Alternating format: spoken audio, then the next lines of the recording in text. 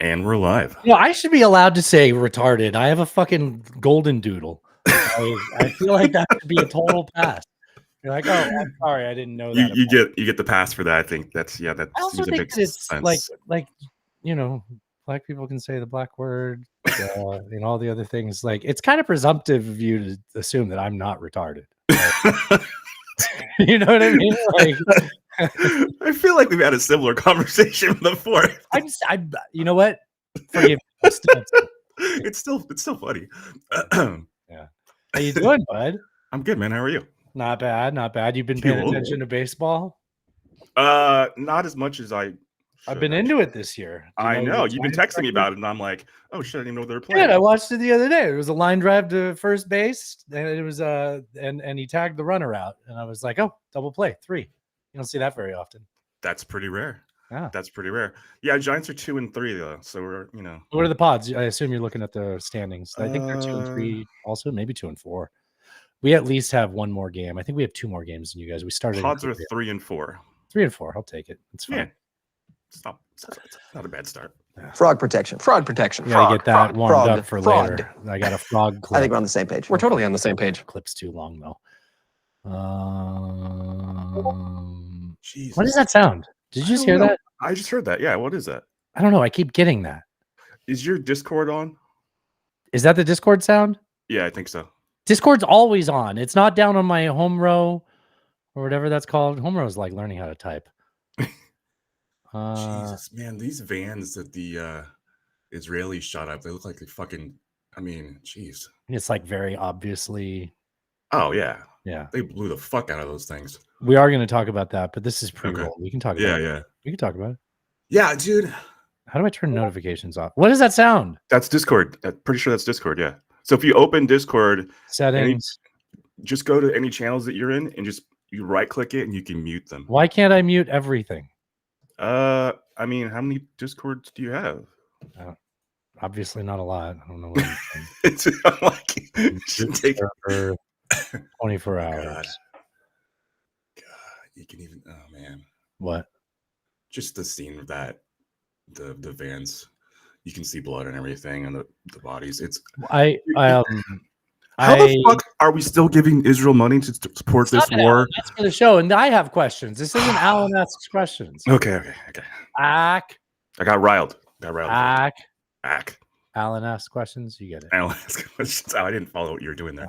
I get it. Yeah, I get it. Oh, you sent me a message on March 7th saying hello. I did? Yeah. Oh. Yeah, a lot of stuff in Discord. Oh shit. Tim posts something in Discord. Oh god, I gotta be that's probably what happened. That was a couple days ago. Oh. I mean, we could talk about the Israel thing, but I want to talk about it. We'll talk about it in the show. Yeah, it's just on the screen. I was just like, fuck. I was thinking of something while I was peeing. It's not going to be how we open the show, but I feel like I want to ask you. I'd rather say it into a microphone than keep it in my head. Okay. This is all for the Patreon anyways. So I've heard, I don't know if it's true. I've heard that in Wisconsin, your first DUI is like everybody gets a pass. Really? I've not heard this. Shall I check? Sure. Well, yeah, let's find out. I mean, they can't have it codified that you get a right. You get a Wisconsin snowmobile DUI. First. Oh, snowmobile. What did I say? Snowboarding? No, I thought you just meant DUI in general. No. What is this, the 90s, Alan? Wisconsin law treats operating a snowmobile while under the influence of alcohol similar to operating a motor vehicle. So yeah. Huh? Well, you're no fun, Alan. I like this better when I didn't have an answer to that. You can expect stiffer penalties in Wisconsin in the thousands of dollars. You could even lose your right. Penalties in Wisconsin? I don't think so. Yeah. Stiffer. The woke mob got a hold of DUI and DEI in Wisconsin. In Wisconsin. I was thinking stiffer was an odd choice of words, but I guess it makes sense. What else would you say? You're just a pervert. We're both got bad brains. It's not your fault. Yeah, okay. Yeah. I like that it's not my fault. Yeah, I don't think it is. No.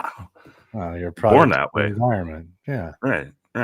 Like Lady Gaga said. Yeah. Did you see she's doing there's a Joker movie, Joker products. There's a new Joker with old hair lip, and she's Harley Quinn. I saw that trailer or saw like a thumbnail of it. I didn't realize she Yeah. was in it. Yeah. That's Yeah. cool. I mean, It looks assuming cool. she's Harley Quinn. I mean, she's got like a fucked up mouth. Maybe she's just that's a big step down from Margot Robbie. That is quite a step down. Hmm. That is. I agree. I agree. I don't- I mean, Gaga's I talented hate as fuck, but yeah, of not. course. Yeah. Yeah. Is it You Phoenix think is it's the a Joker? Star is Born? Like, it's not the same as that. What? Is your Phoenix is the Joker? Yeah, hair lip. Yeah. Okay. Old hair lip. Do you get that fixed, right? Or you got to do that when they're a kid? I have no idea, but at this point, it's like a distinctive feature. Oh, yeah, it'd be weird if you he know? didn't have it, right? Yeah, you'd be like, Like when what Matt happened? Rife shows up and he's just got like a fucking cartoon job. Right. Like, what happened to you, bud? Like, Hey, what about that? and then he got mad at people for doing. You see, Brado's been doing crowd work. He posted a couple crowd work clips. I haven't seen that. Did I put it in the show? Did he post a pod this weekend? I didn't. Check. Yes. Yeah. You did. Yeah, Okay. it was really good too. Oh, I Nate Craig was on it. Oh, right on. Yeah, it was really good. Nate Craig was on fire on it. Actually, it was really good.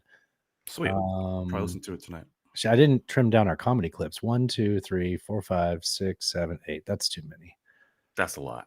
I don't think it's gonna be too long of a show. Fuck, damn it. It's about to be 3.5 hours. I should be recording. Oh man, none of that got recorded. It's all right. It's all right. I think I'm good with the show. I'm not gonna start looking at the show sheet now. Okay. Let's do it. Have you watched any of the basketball tournament this year? Dude, not really. I've been like at all, right? And you're on fun employment, right? Well, yeah, I've been doing other stuff, but yeah, I really haven't, man. I saw a couple of.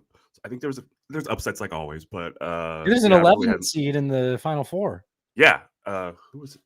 North Carolina. NC State. NC State, right? Nobody cares. NC State, South Carolina, UConn, Iowa. No, that's women's. Dummy. Oh shit, it is women's. Dude, did you watch any of the women's games? I watched the women's games last night. I didn't watch them. It's actually really entertaining. I said Really? actually, like you know what? You're not You're gonna believe it. These broads can play basketball. These chicks can play ball. Yeah, wow. It's NC State, Purdue. They're like coordinated and everything. It's weird. Wow. Can they dunk?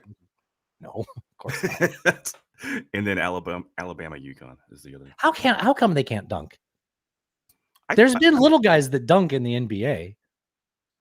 There's been and these tall girls are like, little guys.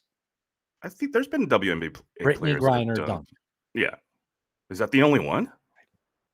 I don't know. You know what? I'm not going to come on here and claim to be an expert on the WNBA. I'm just trying to be inclusive, Alan. Sure. Yeah. You're a big LA Sparks fan. Have you noticed they stopped showing whether it's the women's game on the? I have noticed. Yeah, because North Carolina's playing Duke. And yes, you're like, you motherfucker. Yeah, that actually happened to me. They used to tell us it was women's basketball, right, or men's, vice versa. Yeah, right. That's what I meant to say. Yeah. But now, I guess they just don't want to. They want to be like those unisex bathrooms. So yeah. Do you want to call Wheeler Walker before our next show? Sure. Okay. Sure. All right. I'll save it for you. Got his number, right? Well, he posted a thing saying it's his real number. Okay. But I'm sure it's one of those celebrity. Last time we did that with somebody who was we called Mac Jones. Yeah. 831-230-8004. Hit Mike Jones up on the low because Mike Jones about to blow. Mike Jones phone number. You have it still? I mean, it's in the lyrics. You just got to double check the lyrics. I know it's 8004 281-330-8004. Let's call him. What did I say? 231? 231. 281-330. Wow. I used to work with a guy named Mike Jones, so I actually literally have 8004. Yeah, my babysitter growing ex-boyfriend was his name was Mike Jones. It's a pretty common name, Alan. He would always walk around saying, "I'm Mike Jones, bitch." That's Rick James. That's why you say Mike Jones. Because he. Please leave your message. Damn it, Mike. Never picks up, dude. Still tipping. He always sends you to voicemail. I know. And leaves me on red. All right, I'm ready to go. You ready to go? Yeah, man. I got an opening song that's been in my fucking head all day too, so I'll get that ready. But I think before that, I think we're golden like a shower. Okay. I'm sorry. Dude, I was at a party. It's not going to end the way you think it's going to end. I was at Okay. a party in like 2008, and this guy's girlfriend, this guy is like a neurosurgeon. His girlfriend was outside smoking with me and my friends, and his boyfriend, her boyfriend was still inside, right? Okay. My friend, Mhm. we were at a party at his place. Everybody was outside smoking, including his girlfriend. He was inside with another group of people, not everybody. Anyways, I just have this memory of her going, like, she had said something that hinted at gold. She was really drunk. She had said something that hinted at golden showers, and we all kind of like turned and looked at her like, you sound serious. Like, you're just like talking casually about this. And she's like, I'll never forget this. It was the hand gestures. So both fingers, listeners, both fingers start at the top of your forehead and drag them down your face. She goes, golden showers, so sensual. Whoa. I was like, then you're like, every time you see him, you're like, oh, that'd be pretty tough to forget. Yeah. forget about that. You know, people don't forget. People don't forget. No. Do you get weird do you get these cum trees where you live, Alan? Where they smell like cum? Yeah. I've definitely been in places where I think I was in Sausalito or something once, and we were walking down the street, and all of a sudden that's what they call it. That is because of the sauce. we both looked at each other like, "Do you smell that?" Yeah, I have smelled it. You Yeah, turn over and there's just this guy jacking it. Yeah, sorry, I just finished. No, that'd be in San Francisco. It's the Yeah, other side of the bridge. Yeah. So it's the time of year where those white blossoms show up, and just everything smells like. Guess what? That's what it smells like. And this guy, we played this guy before. Remember when he was talking about all the steam? That song about like the steam coming out from underneath the city, and it was like a really catchy song. Anyways, it's Tom, like the sewer grates or whatever, right? Yeah. I remember. I think he says it's piss was the song. It's Tom McGovern 27 on Instagram. This song's so fucking catchy. It's been in my head all afternoon. We'll play this and I'll start the show. It's springtime, you know what that means. Everything smells like cum trees. The weather gets warmer by a couple degrees. Then everything smells like cum trees. You can try to hide, you can try to run. If you go outside, it's gonna smell like cum. You can hit the park, try to have some fun. Odds are the park's gonna smell like Catchy.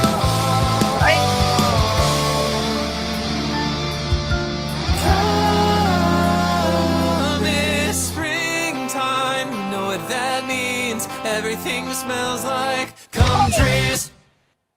Don't let me in this damn house. Should we hit record? Yeah, 1, 2, 3. All right, you ready? I am ready. Are you recording? Yes. All right. Well, you want to start a show? Let's start a show. That podcast is filling your head with garbage. No offense taken there. Well, it sounds like none taken.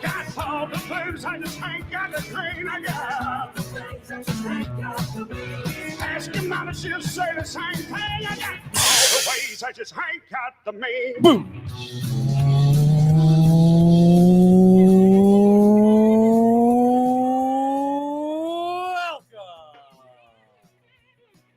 To episode number 354 of No Taken, the internet's only debate and current events show with your hosts Dustin and Al, two political nomads from two different worlds. Shout out to Reverend Peyton's Big Damn Band for the use of their song Ways and Means for intro music.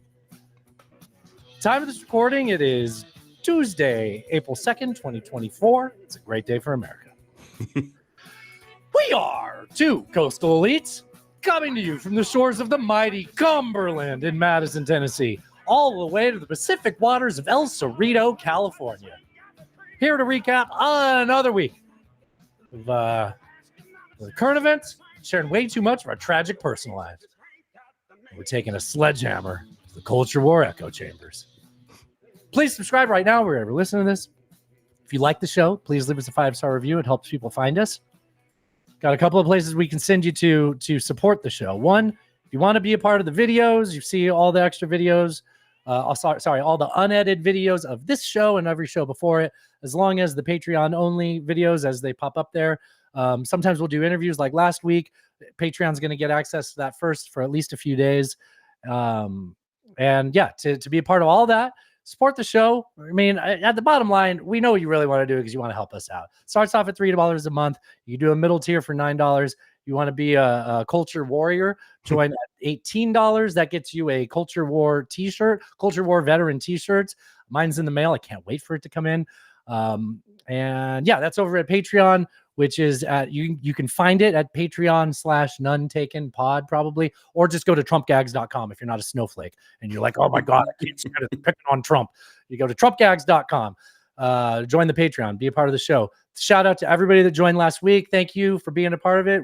I don't want to stop the show at the top here, but sincerely, thank you so much. Hell yeah. It's Y'all are the best. yeah, you touched me in a real soft spot. Ooh. Not my butthole. Alan, do you want to do the rest of the things? Also, for the merch store, fungiblenuntakens.com, you can get your own Culture Warrior shirt. And if you're having trouble remembering fungiblenuntakens.com, I just got the redirect set up. It says it's going to take 24 hours, but pre-owned butt plugs will get you to the same location. Pre-owned, but it's easier to remember, and you know how to type all of that. This is true. This is true.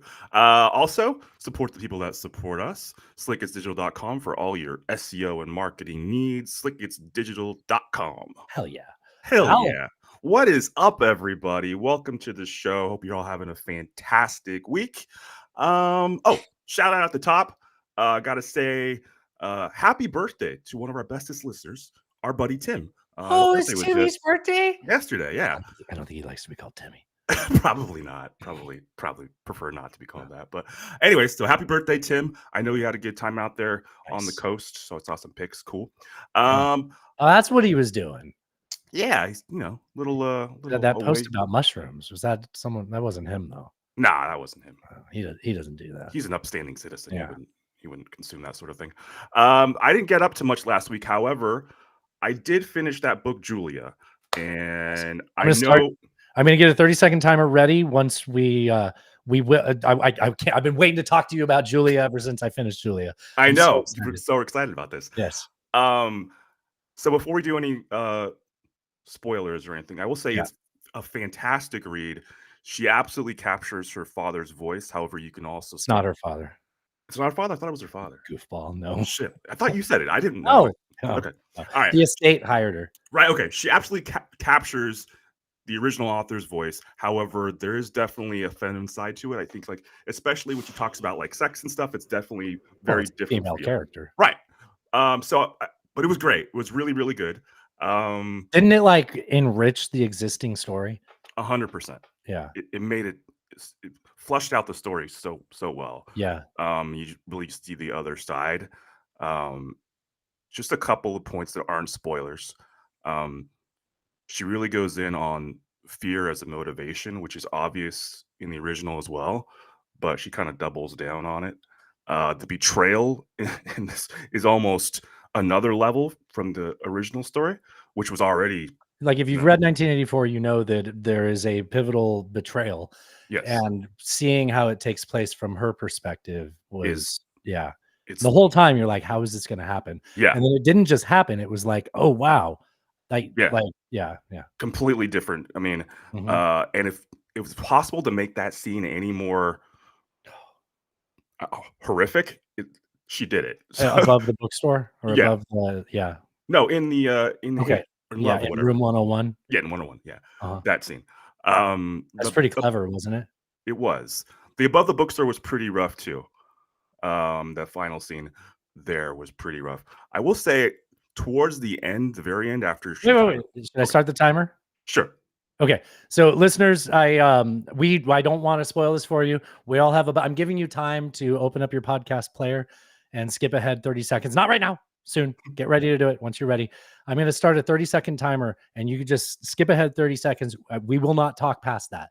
We don't want to spoil this book, but I want to ask Alan a question. Okay. Go ahead. We'll starting now. 30 seconds now. What were you going to say? I was going to say the end where she finally gets out. I thought, oh, she's gonna make it a happy ending. I don't like that. And then it wasn't at all. I mean, she's still not free. yeah. She can't be herself. It's still, and then the Well, questions they so asked her. I wanted to ask you that. So we Yeah. got 13 seconds left. The questions were the same questions. Does that imply like there's two ways that could be? Ah, fuck. There's two ways that could be. Like they're free or everyone asks that. I can't. Okay. All right. Well, welcome back, everybody. Well, I think I can still answer that question without spoiling it. Okay. So yeah, so that fact could be that either That was sourced from the other person in the original, or that. Yeah. well, see, a I thing know, can- but like, come on, you're like practically. There's really one reason, and it's that. well, a thing can be real and be used as propaganda at the same time, right? Like Mhm. it can. So I don't know. It definitely leaves that question hanging. You don't feel like it's answered though, right? I don't think so. Yeah. no. Okay. Sometimes I'm dumb and I need to ask people, and they're like, "No, that was totally answered." I'm like, oh. Yeah, no, I don't think so at all. I think that was very left open. It was pretty shocking when it happened. I certainly, I kind of The whole time you're like, "There's gonna be one more thing, right?" There's got to be, and then it yes. happens, and then it ends. You're like, Right. "Oh wow, Yeah, I was expecting more too. But I was like, oh fuck, yeah." But It was great, really the great. red toenails. Yes, yeah. Anyways, Me. How about you, man? What you been up to? I know you've been I was talking on, about weather on the Insta. yeah, I was on call over the weekend, Mhm. and I didn't get up to a whole lot. Today we had a tornado watch, and it turned out to be nothing so far. I mean, it should be over by now. Everything seems to have passed, but it got warm. We had humidity. There was a cold front coming up from Arkansas. And that's when So, you get those. yeah, you were ready for it to sort of mix up. Right.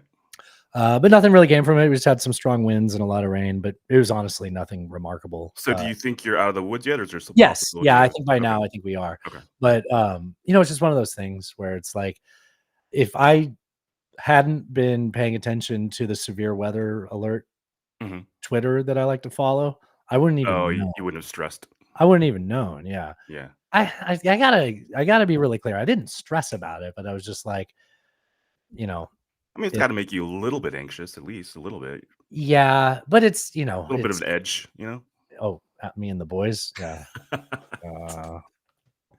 I should get that. Me and the boys are edgy. Whatever. Yeah. What's yeah, and then we just cleaned the house, dude. Sunday I didn't get a single call come in on Sunday while I was on call, and that was the day Natasha wanted to like deep clean the house, and I was just like, can I please get a fucking call? Like, I'd rather get paid for something than do this. So when you're on call, if you don't get a call, do you still get some sort of pay for that, or No, but it doesn't happen, so don't worry. Right, Like, right, okay.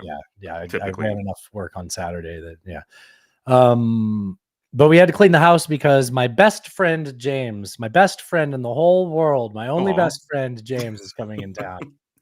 right? He called you on the show last week, right? Oh yeah. He wanted to tell me it wasn't worth talking about. Oh, okay.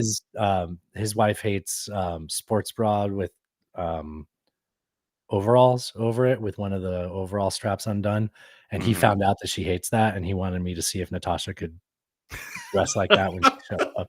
He's going on a road trip before he gets here, and everywhere he's staying, he's getting the wife to do that. And It's I a asked very Natasha, specific pet peeve. it is. I asked Natasha, and she was like, "Oh yeah, I hate that look." No, I'm not doing that. That's it, dude. I don't got nothing else to talk about. You want to get She's into like, the I will comedy not clips? participate. Yes. Yeah. You didn't get upset when I said my very best friend James is coming in town. I'm just trying to trigger you. I don't trigger easily. Yeah, I don't do a podcast with him twice a week, do I? You do not. Sometimes 3, Alan. Sometimes two. 3. Yeah, I feel for it. So Thrash and Paul sent this in. This is Texas. I'm hardcore Texas. This is Jay Solomon comedy. He looks familiar, but Jason Salmon. Salmon? Salmon? Salmon. Okay, Salmon. let's play the clip. I'm like 6th generation Texan. Yeah. If you're more Texan than me, you are Mexican. Okay. Historically. You ever look at a history of so I've had this thing lately where I'm telling everybody that I can study up on the 1824 election because I think it's going to have a lot to do with our the 200 years later 2024 election. Oh wow, that is remarkable. Yeah. Quincy Adams. There was when Quincy Adams and Henry Clay. And who was the third guy? Jefferson. Oh, and Or Jackson. Andrew Jackson. Yeah. Jackson. And Clay stepped out and put his weight behind Adams, John Quincy Adams, and then like 3 days later got the Secretary of State job. And then in the media, I think like Calhoun said that they struck a corrupt bargain. And like, if you've ever heard the phrase corrupt bargain, to this day, that's because that got spread around that he got that job because of it. He didn't. And, but that was Jackson, the sore loser, who he won a plurality of the vote, but not a majority. So it went to the House, right? Right. Do you see this? And the weird thing about was, RFK is going to cause this, is my point. I understand. The weird thing was that the vice president was elected, right? The vice president did get enough votes or something. I don't remember. I don't. Yeah, I like think there's the vice president would be one of the running mates, but I just don't remember. But the the point is, if you look, there's a website you can go to, and you can like look at the electoral results from all the former elections. And on the older elections, they only show the region of the country where the states existed, right? So it's like a cutout of the U.S. and it's just the Northeast. Right. And then like by the time you get to like 1850. There's like the Midwest and the Northeast, and then just Texas, like barely touching, like it's just touching Arkansas. And you're just like, fuck, man. Like that was like the Republic of Texas at the time. Right. You think about it, like it was just on an island out there. And it was a postage stamp. Yeah, exactly. All right. Anyway, so this guy, if he was any more Texan, he'd be Mexican. Accurate joke, folks. So yeah, if you didn't laugh at that, learn from it. All right. You didn't laugh at that because I interrupted. I know some of y'all probably got tight when I said the word Mexican. You're like, oh, this feels political. It's not. It's not. It's geographical. It is. There's a country. It's called Mexico. And then people live there, and they're called Mexicans. Pretty sure that's how geography works. If you're not comfortable saying Mexican, I just call them senior citizens. I don't care. I don't care. Whatever you're feeling. God damn it. Was that what I was all building up to? I gotta check these. Usually if like Thrash and Paul send something and I'm like, I'll just put it in the sheet. The whole thing was senior citizens. The whole thing was leading God up to that damn it. punchline. I didn't see it coming. Damn it. Didn't see it coming. I hate you both. John Hastings. Here. I'm always thinking about the worst thing that could happen, and I'm never prepared for anything bad that happens. This guy's talking about shitting his pants, and it tempts me to tell my pants shitting stories, but I think we should save it for the Patreon. Yeah, you should. Like earlier this year, I was lucky enough to shit my pants as an adult for the first time. Thank you. And I wasn't doing something daring. It's not like I had a curry and then got on a roller coaster. I was just peeing in my toilet with my penis, and I decided, let's pick up the pace. Can't do that. So I gave a little push. And I pushed before. And something happened. I zigged when I should have zagged. Calamity ensued, and I shit my pants while looking at a toilet. While looking at a toilet. That's pretty impressive. Yeah, I think that's just because a lot of people have shit their pants, Alan, but they're not usually staring at the toilet. Not typically, no. You gonna tell your wetsuit story now? Not going to tell the wetsuit story. I'm not going to tell the story about eating 2 containers of peanuts, shell and all, and then magically having the poop later. None of that right now. This is Way sent this in. This says woman, white privilege. I don't know what the rest says. What does my note say? Hold on.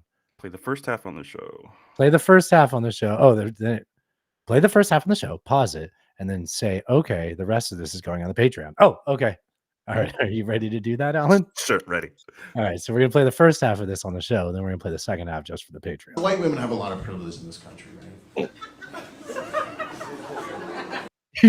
He says white women have a lot of privilege in this country. He turns to the audience. The entire front row is white women. It was like 50%. Like if you have a white wife and she goes nuts on you at your house and you call the cops on her, you go to jail.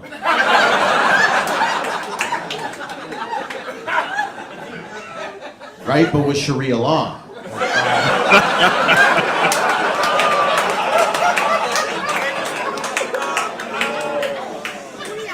Right? She goes nuts, you call Hamas.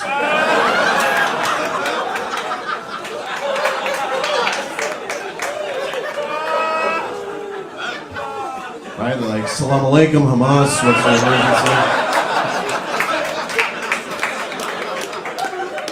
Is it fire, ambulance, or Jew? What's going on? I understand now. No, it's none of that. My wife, she's being a bitch. They're like, say no more, Habibi. And then 5 dudes get in the back of a white Toyota Tundra. And they drive to your house and they beat the shit out of your wife. Wow. In front of all your other wives. Sounds like some of you were okay with this. I guess we're doing Islam. Sorry, Jews. You know, white women. Wow. That was a lot. That was a lot. That was a lot. That was quite a lot. You see why I split it up, right? Understand. I think the first half was funny enough by itself. Sure. Sure. Great. Sure. Ringing endorsement from Alan. Thanks, Ray. That's what Alan thinks. Nameless sent in a couple of them. Okay. What do you think the gayest sport is, Alan? What do you think the gayest Olympic sport is, maybe? Badminton. Badminton? Yeah, you got the shuttlecock, you know? Oh, yeah. I could be hetero. You know, Sure. it's cocks and hetero things, Alan. You know. Do you ever struggle? Okay, I'm going to say this. Do you ever struggle with the like heterosexual means different attraction. Homo means similar. Same, right? yeah. Mm-hmm. Same. Similar, But yeah. when someone says, because people use like extra words to be like proper language these days. Mm-hmm. So they'll say like someone who's attracted to the same sex. And I'm like, well, I struggle with that. Same sex attractions. I'm like, well, I feel like I like things that are like me. This is like the fiction, nonfiction thing in my brain. Like I can't get I'm like, wait, it's not landing. I'm not entirely following now. So like, I understand if you say heterosexual, homosexual, no problem keeping that. Oh, I see. But straight, okay. so to speak, in my head. But Right. if someone says attracted to the same sex, I'm like, does that make them gay? Does that make You have to like process it. Yeah, understand. I don't know why. Yeah. But if you said attracted to the opposite sex, that makes sense. Makes to me. perfect sense, right? Yes, but okay. This is just my brain. I'm not saying like other people should Sure. recognize it. I should probably talk about things that don't make any sense. Okay, so this is gayest sport. This is figure skating was. Oh, that's that. Yeah, he's correct. got one better. Let's say figure skating is the. This is we don't know who this is, Alan. Okay, it's a mystery. Alingnon Mitra, Alingon Mitra. Gayest sport, but I think it's football. Think about it. You have these like muscular men in tights trying to get on top of one dude, and this other group that's like, no, stop, he's ours. You do something wrong, a man trots out and throws out a colored flag, blows a whistle. Holding. That's the gayest penalty. No, Tom, you can't hold on to him. You gotta let him go. He's chasing after another man. It's pretty funny. This is political because we're a political show. This is Andy Haynes. I'm a Democrat, but the Democrats do suck because they don't ever do what we want them to do, right? Being a Democrat and a progressive is like talking to Alexa.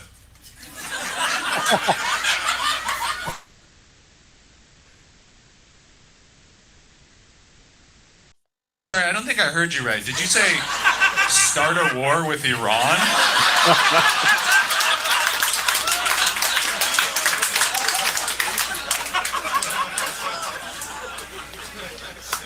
Hey, Democrats, could we get like a cool young progressive candidate? They're like, I'm sorry, I don't think we heard you right.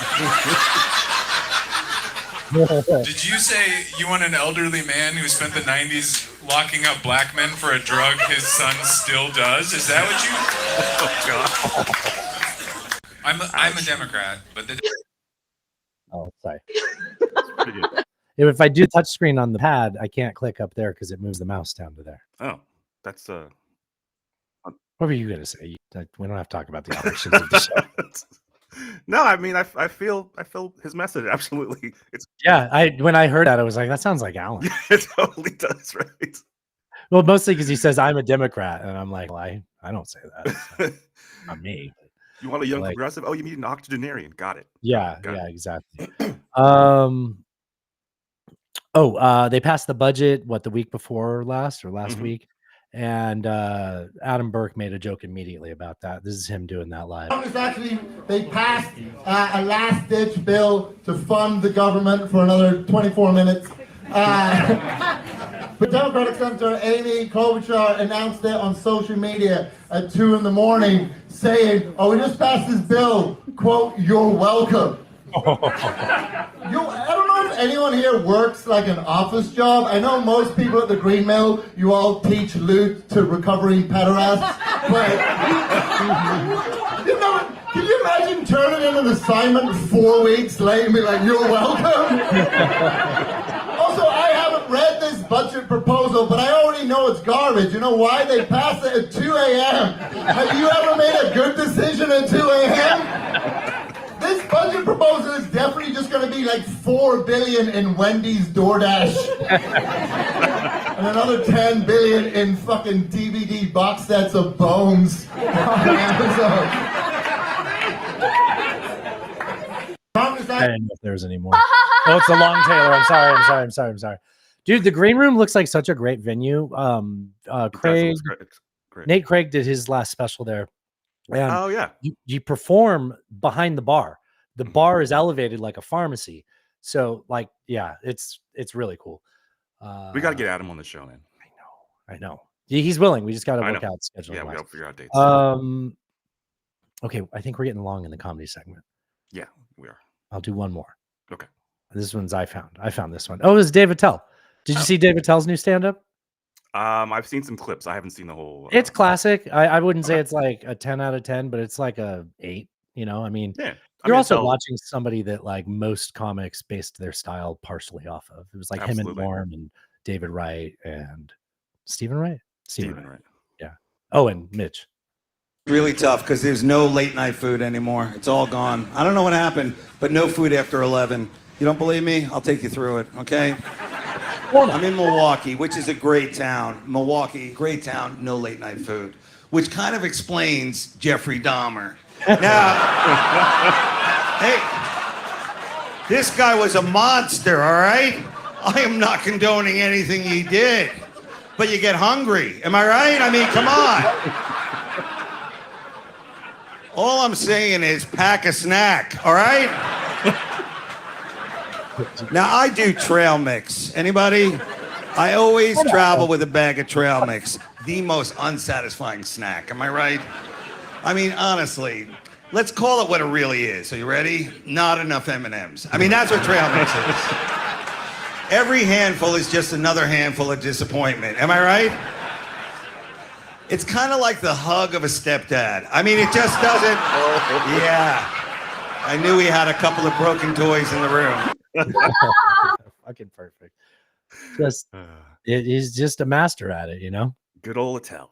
Yep. Always comes through. Yep. Well, let's get into our how about that? segment. We'll ease into it with at least one Saturday Night Live sketch. So you know what? We'll do this one second. We'll do 2. Let's do the hip hop one. So there's a hip hop museum that's being opened, and they're doing the segment where Michael Che writes the joke for Colin Jost. And it's usually something horribly racist he makes him say. Usually, yes. It's you know what? It's such a great loophole. They're so smart. Like they really figured out how to It's get pretty away with it. brilliant. It's pretty brilliant. You know, once I realized I could just lean into you being Puerto Rican, I was like, oh, yeah, I gotta do that more. And then Alec could say things like, oh wait, I'll Jank. Yeah. He was saying Jank Uger. We're gonna play him I on the was. show later. Yeah, I sent the clip. Oh, you sent that. Okay, well, let's play the Colin clip. This week, construction began on a new hip-hop museum in the Bronx. And I know that we've had a lot of fun with me reading racist jokes that Michael writes for me. But because our country is already divided enough, I'd like to use my platform to say something that everyone of all races can agree on. Woody Allen is innocent.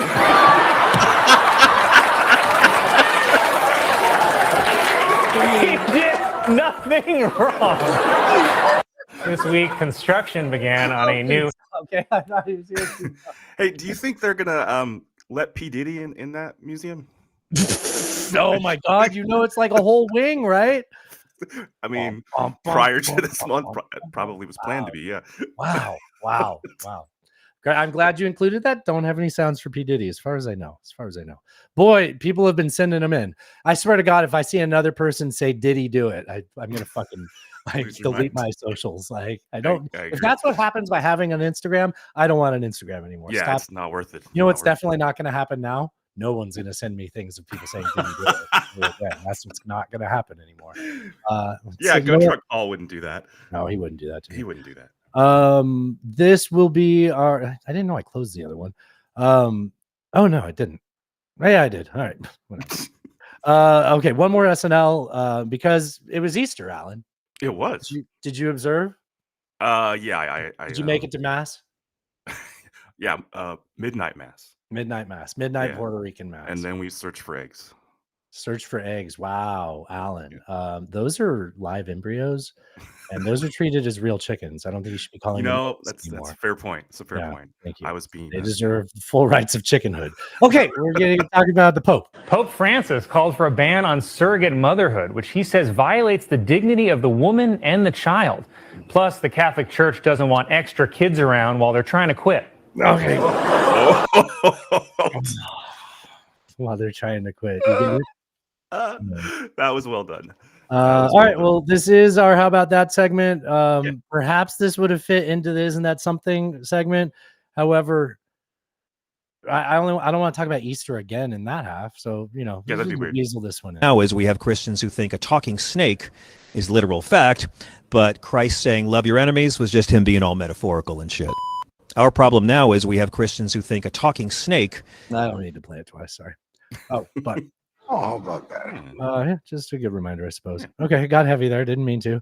You know what though? It's the reason for the season, Alan. This isn't the clip I was supposed to play. Uh-oh.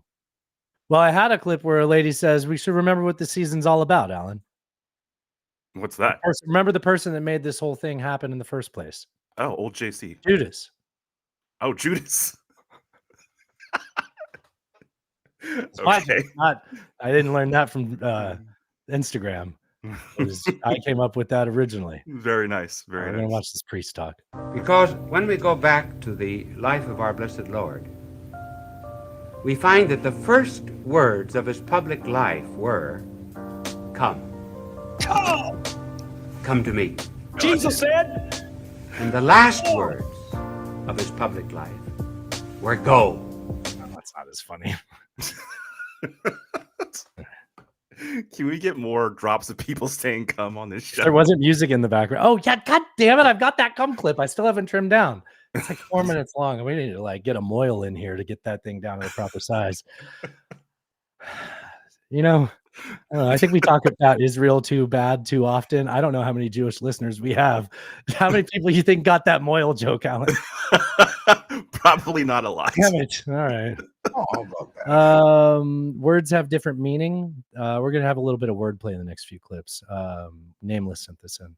What's a word that's totally normal to use where you live, but completely bonkers in other places? So we have a phrase in Cork, which means, can you put a bit of life into it, or can you give it a bit more energy?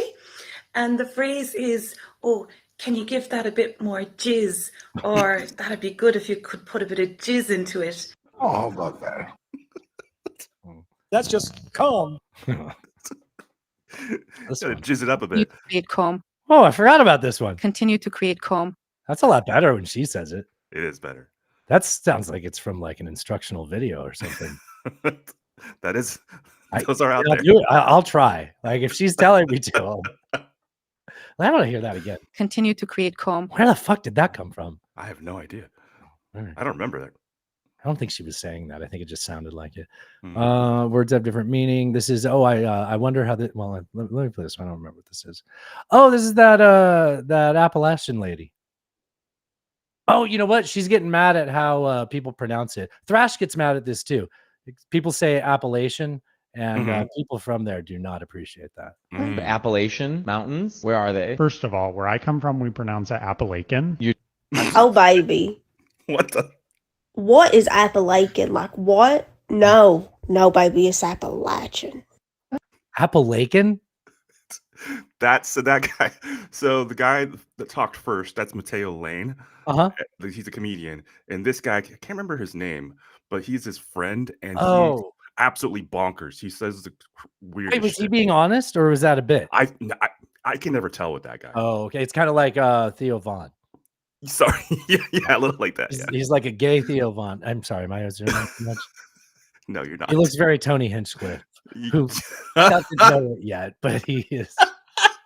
Right? Am I wrong? You're not wrong. And it's okay. I'm like, come on, It's we're very totally fine. yeah, come on, Tom Cruise.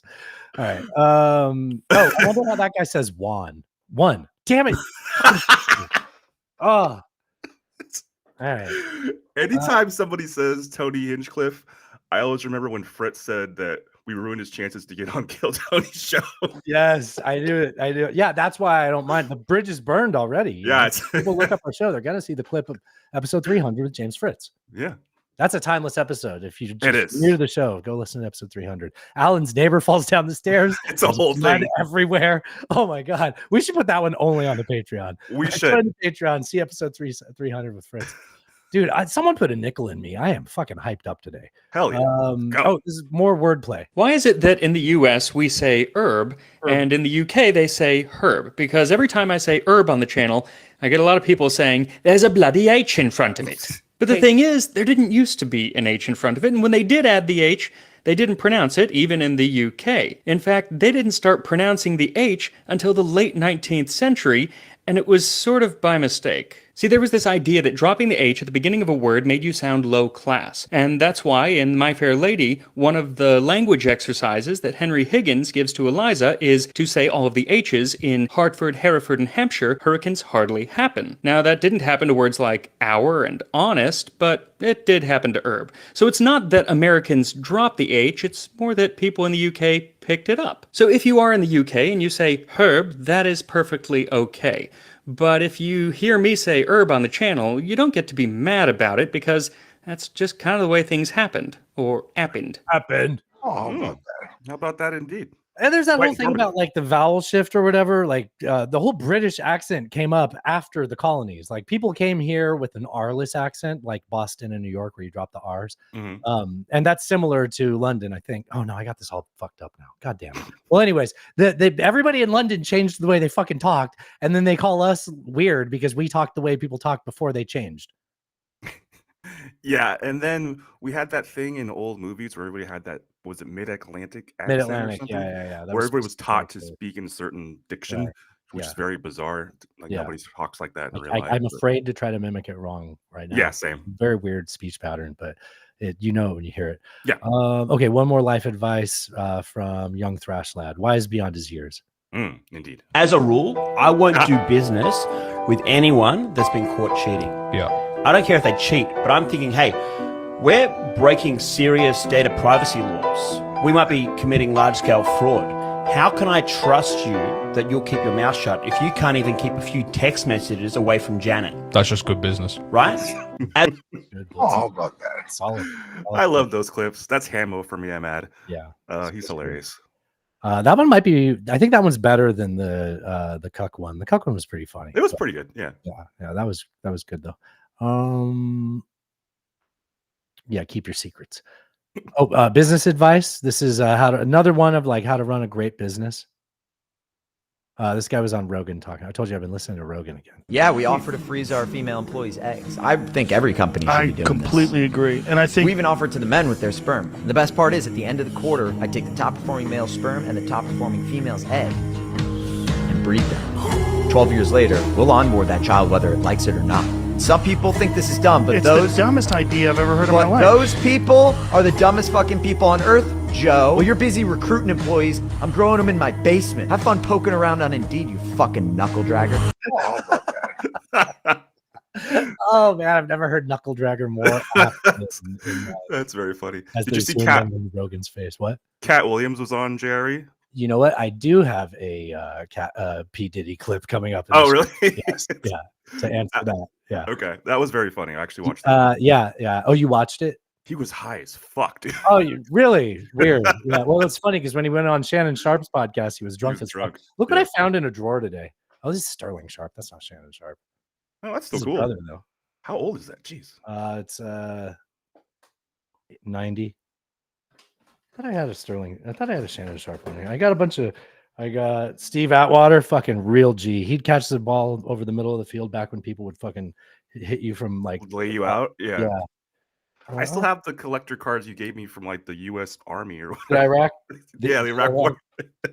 They're They're in a in drawer here. somewhere. Yeah, mine are in here. No, maybe it's not. Okay. I should bring those out. Remember when we opened them? Those that was so fun. Yeah, we were like comparing which cards. I Yeah. think one of us got a Schwarzkopf. Oh, there they are. Here, I got them. Here, let's look at them here. We'll do them here on the podcast for Patreon. I got Admiral Frank Kelso. Nice. I got a Tomahawk missile in flight. Hell yeah. That was a badass. I'll put that up there. Destroyers, pretty cool. Nice. You got an Admiral and destroyers. That's your. I got USS America. Sounds like Fuck yeah. can't get much better than that. I've got a French Mirage fighter. Yeah. Who cares? Some tanks. Nice. Never have too many Aegis tanks. Control Center. You need one of those. Oh, how about that though? 9/11. The 9/11 building got the Pentagon. Wow. And yeah, Second Infantry motto: "Do not touch me." What? I never saw that before. Second Infantry's motto is "Do not touch me." Cody, is That Second can't be- Infantry's model "Do not touch me"? That can't be right. That sounds like. I mean, I have stolen a lot of valor in that case. That's an odd motto. Do not touch me. Don't tread on me. I don't Yeah, know. no, it's the evolution. Just do not touch me. Cards. Do not touch me. Oh, sorry, I'm writing it down, so I have to say it. The show title. Me. Yeah, possibly. Maybe. Oh, where are we? Here? Palette. Yeah, palate cleanser after that one. That was kind of heavy about the freezing of the eggs. Mima sent this in. I'm not hurting the frog in any way whatsoever. You This guy's holding like a bullfrog, right? I see see it's puffing up its body. He's like a balloon right now. Listen to that Yes, sound. I know, but have you not figured out that you've already been captured? Yeah?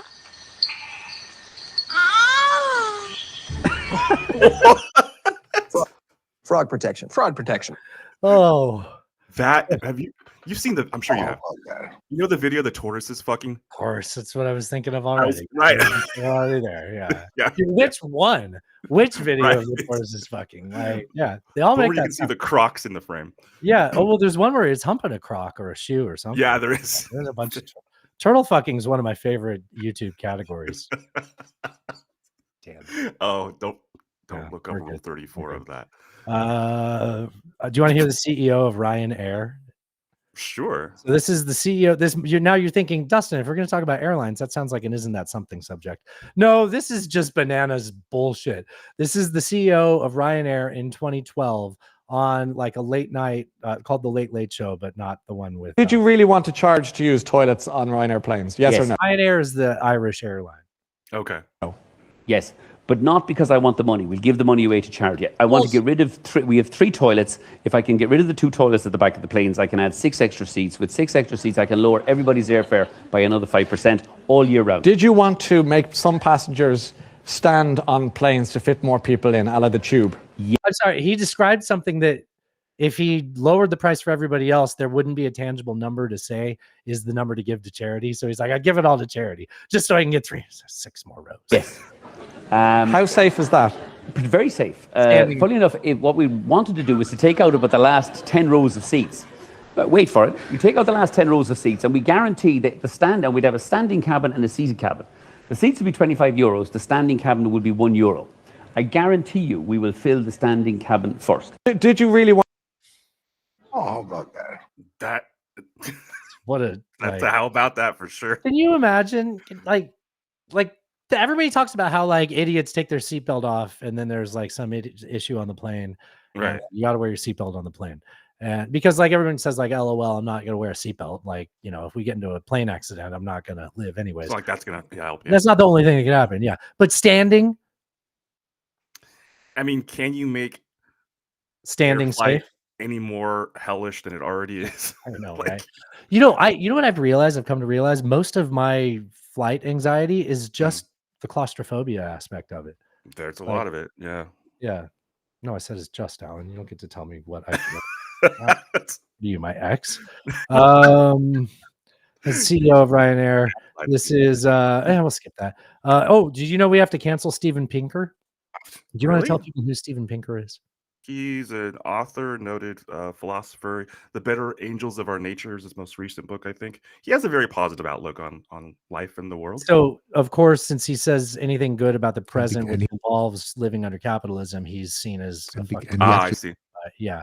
Well, no, I'm sorry. That is how like and he actually contacted me because of my that's how certain people have their context of him. Is he's like, it's a great time to be alive. Capitalism, I'm sure that criticism. he addresses its flaws, but like he's making a different overarching point. He doesn't want to get diverted in a whole dissertation. I mean, his point overall is that for most humans on the planet, life is significantly better than it was 100 years ago. I mean, just quantifiably, that's a fact. Yes. Okay, here. But we need to cancel him now because he says something in this is way too spicy to get away with. and he actually contacted me. He's talking about Soul. God, what's his first name? The author. It's got it back there. Thomas? So it just says Soul. God damn it. Thomas Sowell? Okay. Anyways, so he's talking about Thomas Sowell, who's his friend and philosopher. Because of my long-standing research program in child language, because his own son was a late talker, but not autistic, not retarded, not deaf, and there is a syndrome of. I'm going to play the rest just so that you can have the context of him Sure. saying that and why I don't think we need to cancel him. Kids who are late in talking, are good in comprehension, often seem to be imbalanced in the other direction of having high visual spatial skills. Okay. Anyways, button. Oh, Yeah, you're not supposed to say that anymore. That's CR 1-star review. Somebody should let him know. They're going to give the Reason interview a bad review because he said that, right? Yeah, sure. Oh my God. We should go look for it. I bet that exists and then I won't feel bad anymore. Okay. Someone that, so there's this guy, Noah. Go to Noah Roasts on Instagram. He's a great follow. He does historical roasts. He's going to say that at the beginning of this. Alan, when I say fuck Mother Teresa, who do you think of? The the saint. Oh, the you sainted don't think mother. of Christopher Hitchens?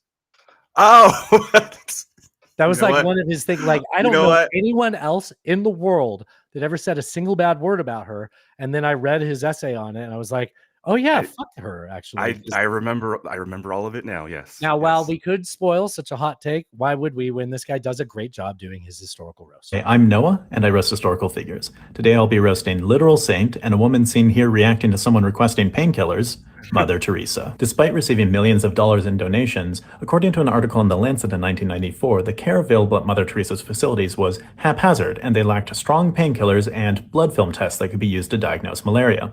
Mother Teresa provided thousands of sick and dying people with attention. I just wish it had been medical attention. In 1991, German magazine Stern reported that only 7% of the money donated to Missionaries of Charity, Mother Teresa's organization, was used for charity. I know it wouldn't be great for branding, but it would be more accurate to call them missionaries of 93% not charity. According to a former member of Mother Teresa's order, Susan Shields, sisters were instructed to ask dying patients who weren't Christian if they wanted a ticket to heaven, then if they said yes, baptize them while not telling them what a baptism is. It's funny that she offered them a ticket to heaven. I'd say that secretly converting people got Mother Teresa a ticket in the opposite direction. Mother Teresa associated with many figures who hope to gain legitimacy from her good reputation, including accepting an award from the notoriously corrupt president of Haiti, Jean-Claude Duvalier, who oversaw large-scale human rights abuses. In Mother Teresa's defense, whenever she received an award, she put the money to good use. Sorry, 7% of the money to good use. All right, let me know who else I should roast. Sign up for my Patreon for early and bonus content. Wow, that was great. That was great. Fuck Mother Teresa, indeed. Yeah. How about that? Yeah. How about that? When you hear that, you're like, oh, you're just being edgy. But me and the boys. That's on it. Let's get on to the rest of the show. Isn't that something? As Alan mentioned, Cat Williams has been talking. All of a sudden, this rant doesn't sound nearly as crazy as it did when he was talking to Shannon Sharp. Who gonna turn down $50 million? Now, I've had to turn down $50 million 4 times. 4 times just to protect my integrity and that virgin hole I was telling you about. Right. Because P. Diddy be wanting the body. And you gotta tell him no. Isn't that something? That was like 2 months ago, dude. That was I like know. He talks, I think in the Rogan interview, he talks about Diddy offering to take him shopping and pay for it. And he's like, this dude just offered to take me shopping and pay for it. He's like, hell no. I mean, that's probably his way of phrasing, like, "Hey, I'll get you an outfit for Right. Well, take you given shopping." what we Did know, he say like take me shopping and pay for it? That doesn't. Yes. I'll pick you up on Saturday. We'll go to the mall. I'll pay for any outfits you I'll like. pay for everything. Yeah, Whatever you sounds want. kinda weird. It's on Yeah. me. Yeah. It'd be one thing if it was like going to like Sam Goody and going through records and being like, Right. But like buying me clothes, that's kind of weird. Then I'm gonna wear it and be like, ew. Buy me a No, new I mean, Louis Alan, you're one of my best friends. Yeah, but we don't go shopping together. I and don't. buy each I other wouldn't like clothes. that. Yeah, That would be not a if it was fraud. like the day we went shopping and like all my clothes were all, okay. I'm dwelling on this. Let's. Hey, do you want to talk about boat stuff? Now, after all that boat stuff, just to be clear, boat. Do Yes. you want? There's more boat news. Oh. So in case you forgot, last week a boat ran into a bridge and dropped the bridge down, Yeah, and then it sunk the boat underneath it. I know we're on to like 6 other stories since then. Like, dude, that had like a 48-hour news cycle. It really kind of fell out fast. Yeah. The only things now are people being like, they say it's going to take them 10 years to rebuild it. It's like, well, it took them 5 years to do it the first time, and they didn't have a bridge on top of a boat underneath it. Like, turns out it's harder to build pylons on top of a bridge on top of a boat. Like, Turns out. Yeah, it turns out. Who would have thought? All right. Anyways, what do I even have this here for? What does it say? Oh, say, can you see? Yeah. I just like this because that was the first thing I thought. They hit the Key Bridge, Francis Scott Key. Oh, say, can you see? And it happened at the dawn's early light, Alan. I think if we're going to look at the prophetic aspect of this, which I think is appropriate, I'm going to say I received a dream sent to me a week ago, and it's the only dream I've ever received in my life, in which it had the national anthem, the Star Spangled Banner. And in the dream, I was in travail at the Capitol building in Washington, D.C. And as I stood from the travail, I stood up with a guitar and I strummed the key of C. That's a play on words. And then I began to sing the national anthem. Oh my And I said, oh, say, can you see? It was all about removing the delusion. Obviously a warning, obviously connected to the nation, this bridge and this dream. And so what God is saying is he wants us to cry out, continue. Just keep in mind, this is in the context of the bridge collapsing. I didn't say that for no reason. Right. He's just not on point. To cry out for the breaking of the delusion over America so that we see clearly and that we have authority to break this spell of delusion. Because of the C note that he played. I mean, so that the people can see, including our leaders in the Capitol and elsewhere. I hope that made sense. I tried to do it really quickly. It does make sense. No, it didn't. I I think- disagree. It did not make any sense at all. No, nobody thought so. That could be the wackadoo of the. Oh no, we've got some good ones. I wish I Okay. had this earlier when we all were saying no. Oh well, now I don't know where it is. I should move on. Can I do that or not? No. I wanted where do I have my clips of? No, There we go. I had black friends growing up. I hope we don't forget about Where'd that Nikki come Haley so quickly. Those are my 2 Nikki Haley clips. Yeah, I darling didn't have Nikki. any others. Oh, here's a no clip. The Snickers Viking. Remember the Snickers Viking? He was Yes. mad because they ran out of dark Snickers. The feast is ruined. Feast. It's ruined. All right, sound of feasting horn. This guy, yeah, you know what? These really are almost wackadoos of the week, but they're still coming up. So we're talking about so like, look, the container ship story at this point is basically boring. The worst part about it is the bridge collapsed and it's going to affect everything, and those people died in the process. Yeah. There's no updates on that, unless you want to dig a little. So it's a container ship that, when fully loaded, is like over 20,000 containers. Mhm. Over 20,000 containers. That's massive. Okay. So maybe you want to pick through those containers and see if you find anything. I mean, chances are you will, right? Like, you're going to find something that you could say, well, this is on the invoice. The manifest or whatever. Manifest. That was the word I was looking for. This is on the manifest. We can just go off that information and don't dig into it. Let's report it and be sensational. Do you know that we are now learning that there were 13 Centers for Disease Control containers on board this ship? Those containers are labeled hazmat. No shit. You're telling me that if you have any containers from the CDC, they don't have hazmat on them? Right. How on earth do you propose the CDC moves anything from one place to another location? I mean, I would assume you would want them to label it hazmat. So let's just go with that. How do you, it's either by a container like this or air freight or by truck or train, right? Mm-hmm. Like this is one of the ways. One of the options to move shit around is on a boat. None of those other ones crashed. So you don't have like anything to, like, it's just out of 20,000. I was going to say that's like statistically almost zero. Zero. Like, I'm yeah. surprised they didn't find something nuclear. Something they could say from the manifest was nuclear, right? Right. We're told an elite Coast Guard group was inspecting those containers, but we garnered this. Imagine being the type of person that looks at this man's face with like a genuine curiosity, tuning in to watch the news presented to you.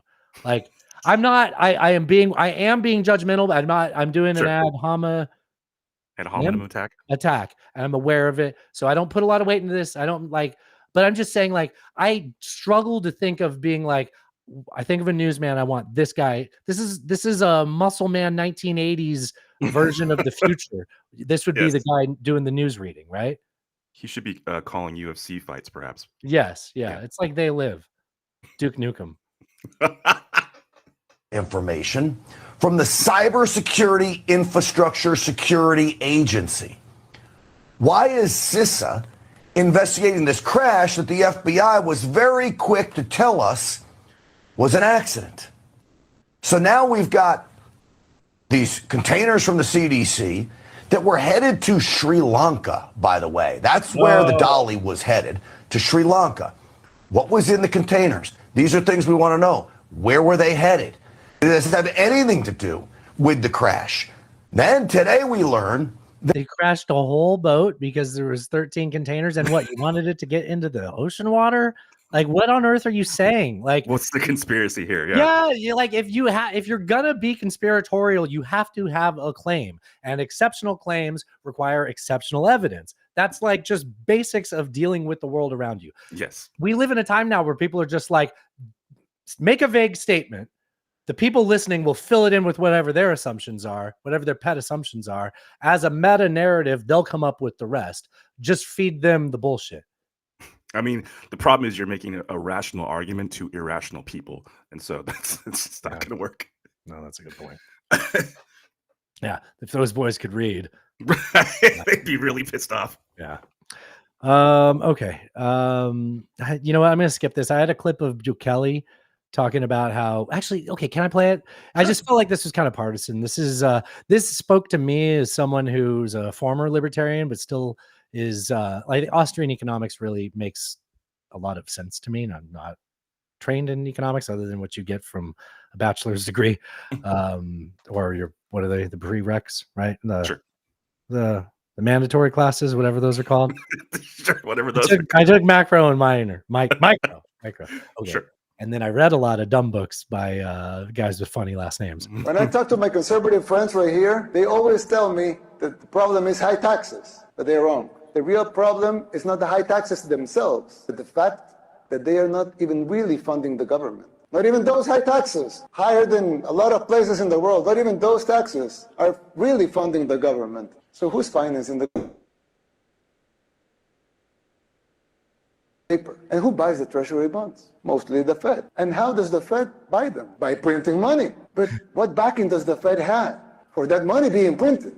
The treasury bonds themselves. So basically, you finance the government by printing money out of thin air. Someone could ask, well, so if the government can print the limited amounts of money out of thin air, why did they collect taxes? The answer is simple, but it's very shocking. The real problem is that you pay high taxes only to uphold the illusion that you are funding the government, which you are not. Because like we're more and more upset with the quality of government that we get. But every time we have a problem, we turn to the government to fix it because I paid taxes into this. It was like the first thing I said when we couldn't get out of our neighborhood for 3 days. I was like, what the fuck do we pay anything for? Like, number one, don't let me get stuck here. Like, right. That should be goal number one. Yeah. I'm sorry. The guy's a fucking dictator. He like basically, I'm not very familiar with him. Bukele in South Central America.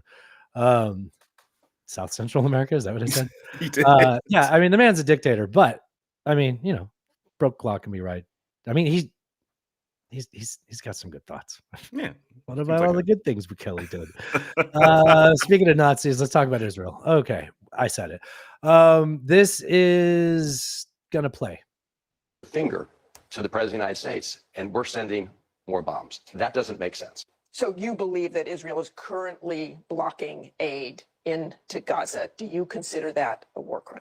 I need to pause this. Netanyahu continue. Paused because can you read the note? I can't go back to the note tab, and I can't unpause this. It says blocking aid, war crime, intelligible for $3+ billion.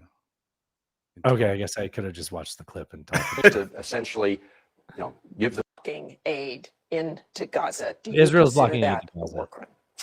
There's no doubt that blocking aid into Gaza is a violation of international humanitarian law. With respect to certain individuals in the Netanyahu government, people like Finance Minister Smotrich and Ben-Gvir, who have not only said they want to block aid into Gaza, but have taken steps to block aid into Gaza, that is a war crime. Let's just get more assistance to starving people in Gaza. 1/3 of the shipments of humanitarian assistance into northern Gaza have been blocked in the last month. You could open their Reds Crossing in the north and get more assistance in right now. I mean, kids have starved to death. So I'm just saying to President Biden, you said no excuses when it comes to getting humanitarian aid into Gaza. Prime Minister Netanyahu continues to drag his feet. So instead of just sending more bombs without in turn getting 500 how about that? 500 no Isn't that something? 500 pound bombs and like was it 2,500 pound bombs and 500 2,000 pound bombs, something like that. Something like that. A shitload of things that are only going to be used to kill Gazans with, or Palestinians, or whatever I'm supposed to fucking say.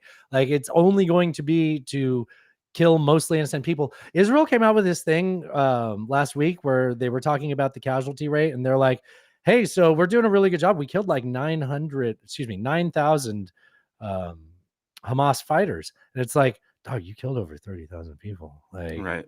Like that's, you should shut up about that. And if you're lying, you should, because that's probably a lie too. That's probably higher than possible, because like people that are watching this going on are like, anytime there's conflict, it's not like a cluster, like it's whatever.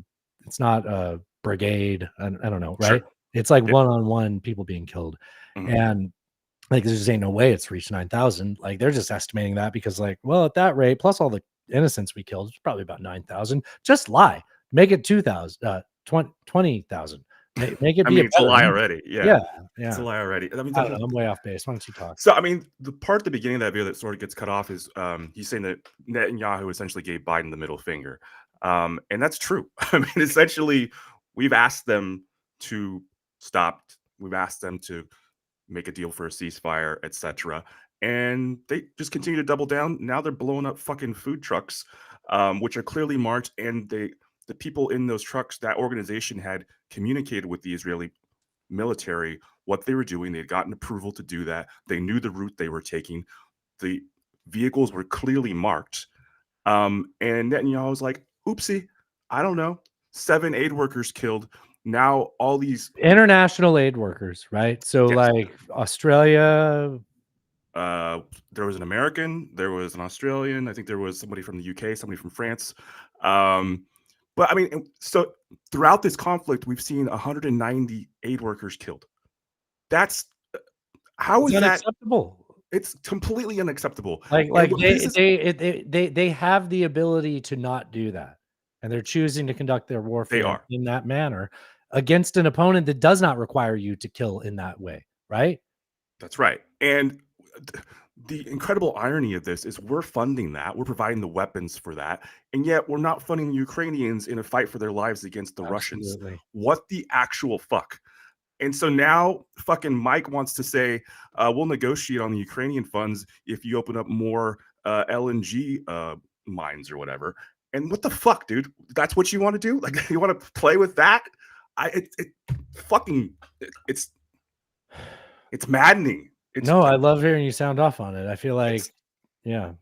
I mean, if you, dude, you saw the video of those trucks after they were attacked, and they were tracked. They think they were attacked by drones with precision, like missiles or whatever on them. There's no excuse. There's no excuse. They were clearly marked vehicles. They were on a route the military knew about. Yeah, and we're funding that. Unfucking believable. And now these aid groups that were providing food to the Gazans are withdrawing because they're like, we can't put our people right. And they have a second ship en route. They just left. Yeah. Which, by the way, that is an amazing charity. By the way, that Jose, not Garces, Jose something is a famous chef that sort of created this charity, and they go all over the world and do stuff like this. So I didn't hear that background on it. That's cool. Yeah, like it's really mission motivated. Well, obviously though, right? Yeah. Well, I mean, okay. So let me ask you a couple of questions and make a couple statements. So, is Israel a rogue state then? Like, it feels like Israel's behaving like a rogue state. I mean, if it were any country other than Israel, I think that we would say that. Yes. Yeah. So. I mean, I know how I would make this as a statement, but it's probably better if I ask it as a question. I mean, is this all being done to provoke more conflict to keep the U.S. tied in? I mean, we were getting to a point where it looked like Biden had started to circle around Bibi a few times and be like, hey, we support everything. There's a big flash. The thunder's been hitting. This is supposed to be the all clear line in any minute now. Mm. That was a good one. You should have heard that in person. Nice. It's still rolling. Yeah. I mean, is this that? So we were about to be done with this, or we were working towards it, right? Mm-hmm. And it looked like Biden had sort of had the upper hand on him. And then Bibi is just like, oopsies, I got Hezbollah and Iran into this now. Yeah, they attacked an Iranian embassy in Syria, killed some Quds forces. And so now they're just further escalating the conflict.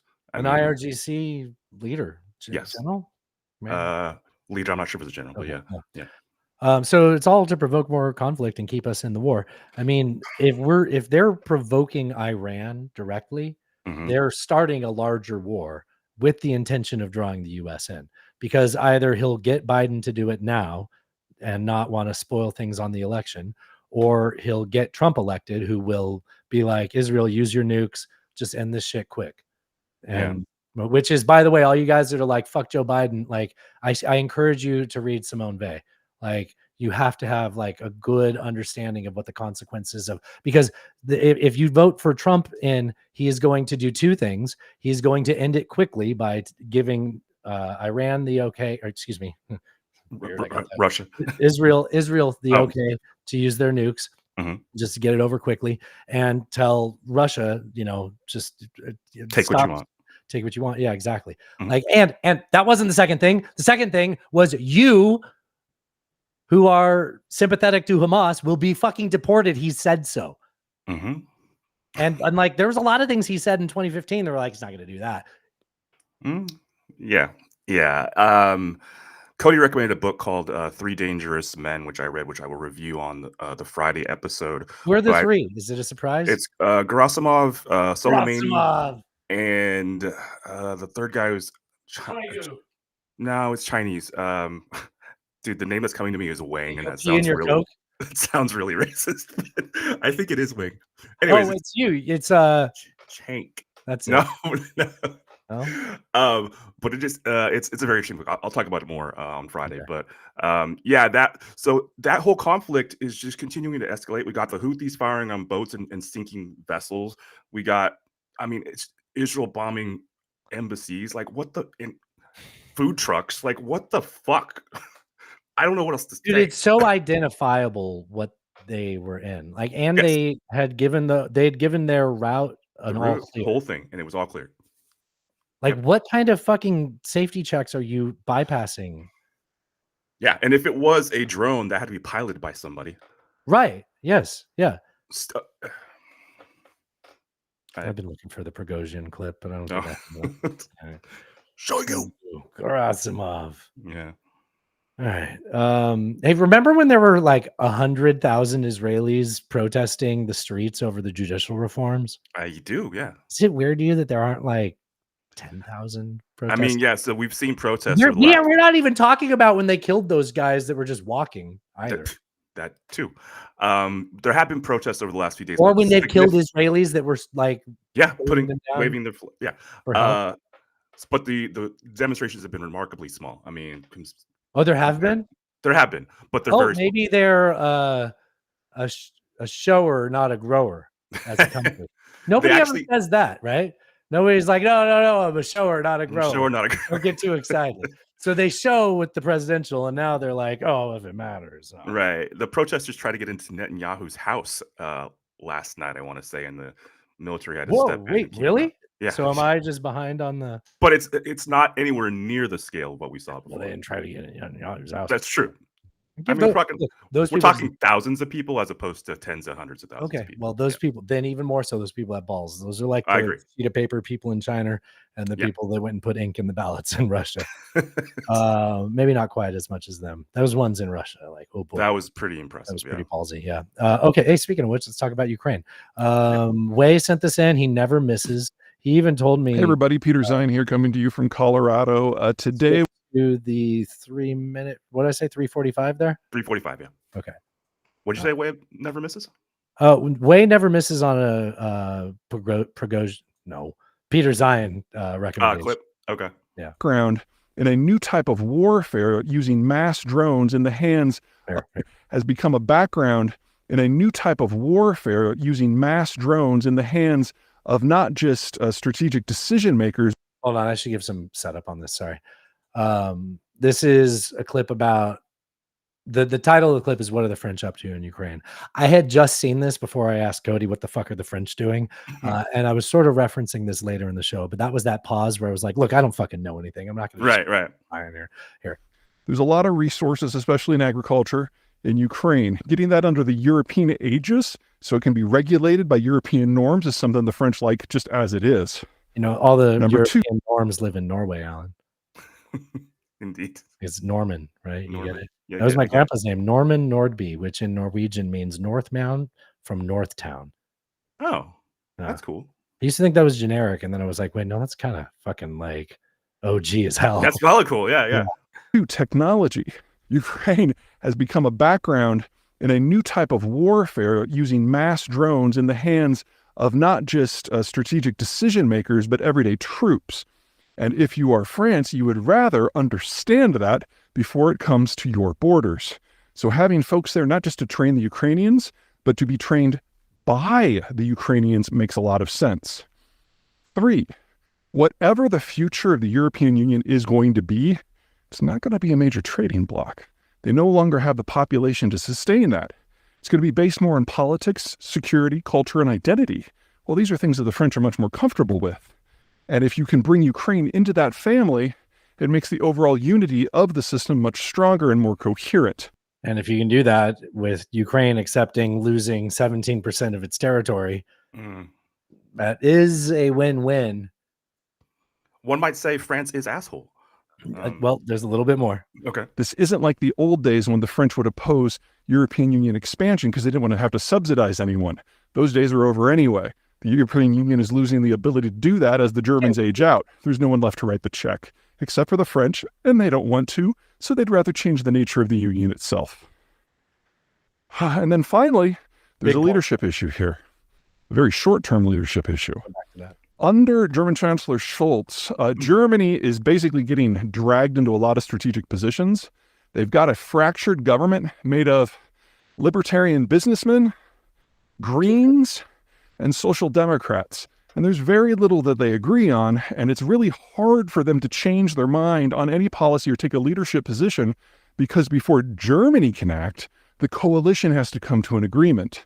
So whether it's been on subsidies or healthcare or labor negotiations or the Ukraine war or EU policy, everything has just been so damn slow. And then you have France, where there's a majority government run by a major party under a relatively charismatic leader. So he's saying the EU has been ran through Germany lately, and Germany is nothing but red tape.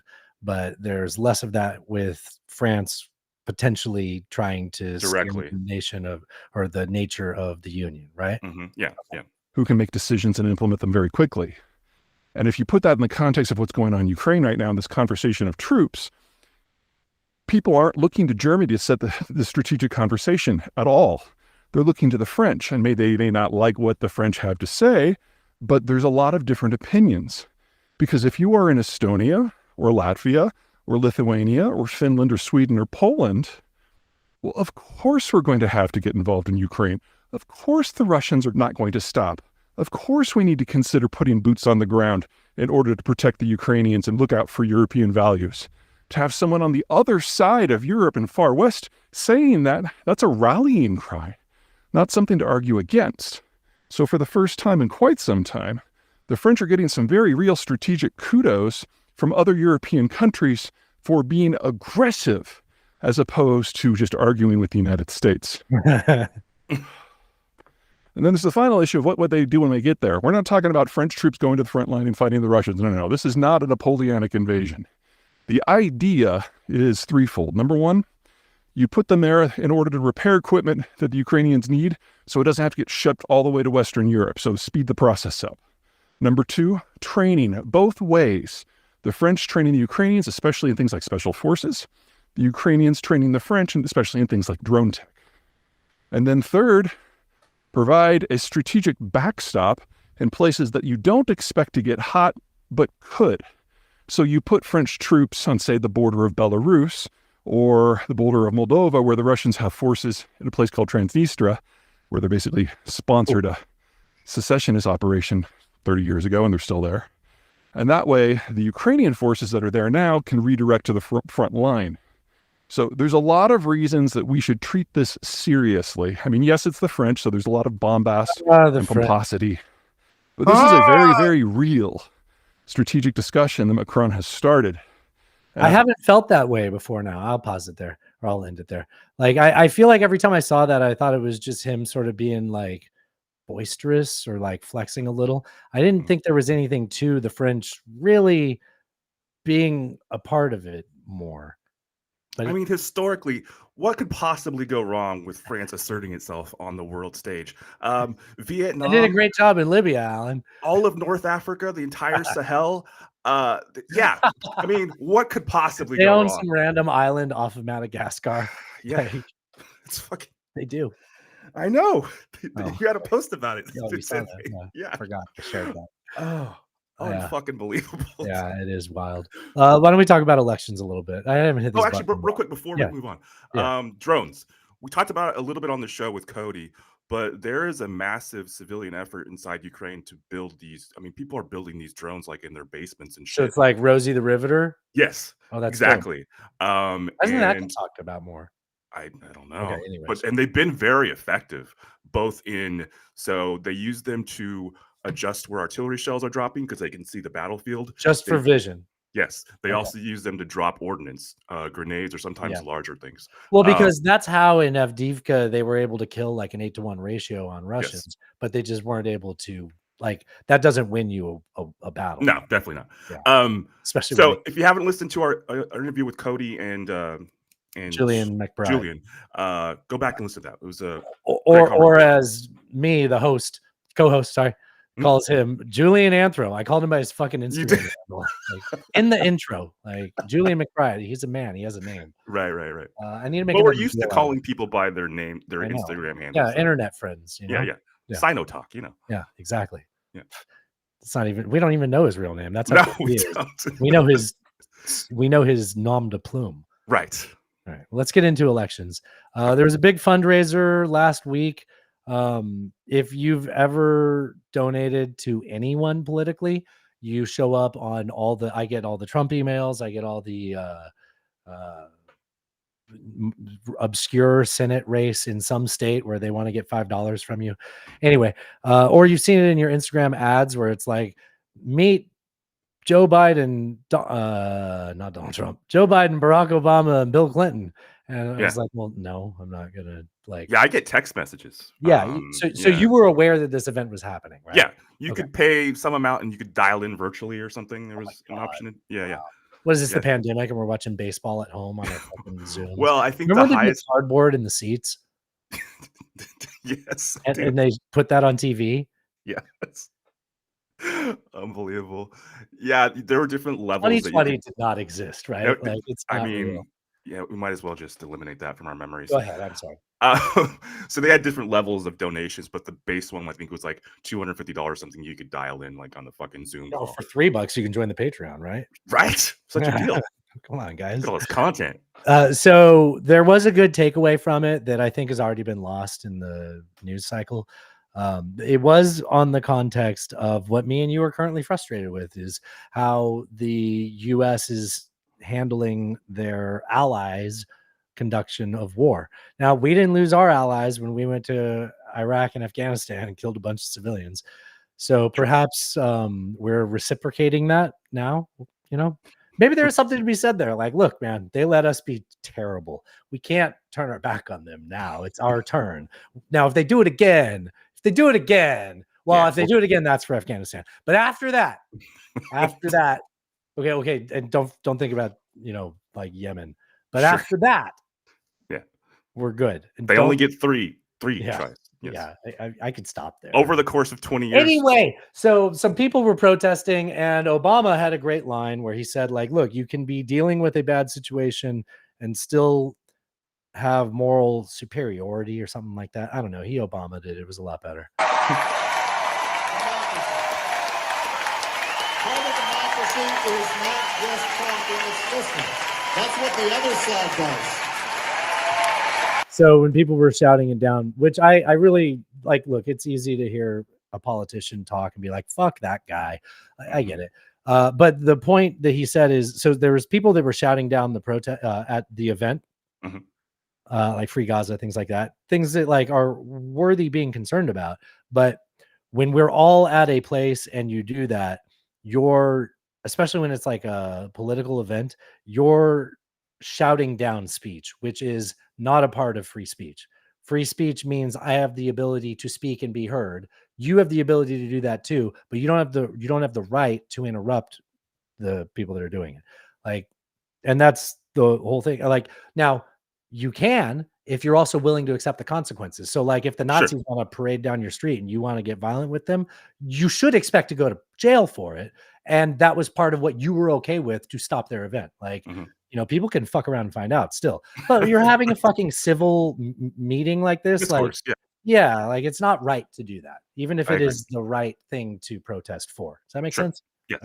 Okay. And what Obama said was, we don't just shout people down and talk and not listen. That's what the other side does, which I thought was a good point. That wasn't the clip that I wanted to play this for, though. Okay.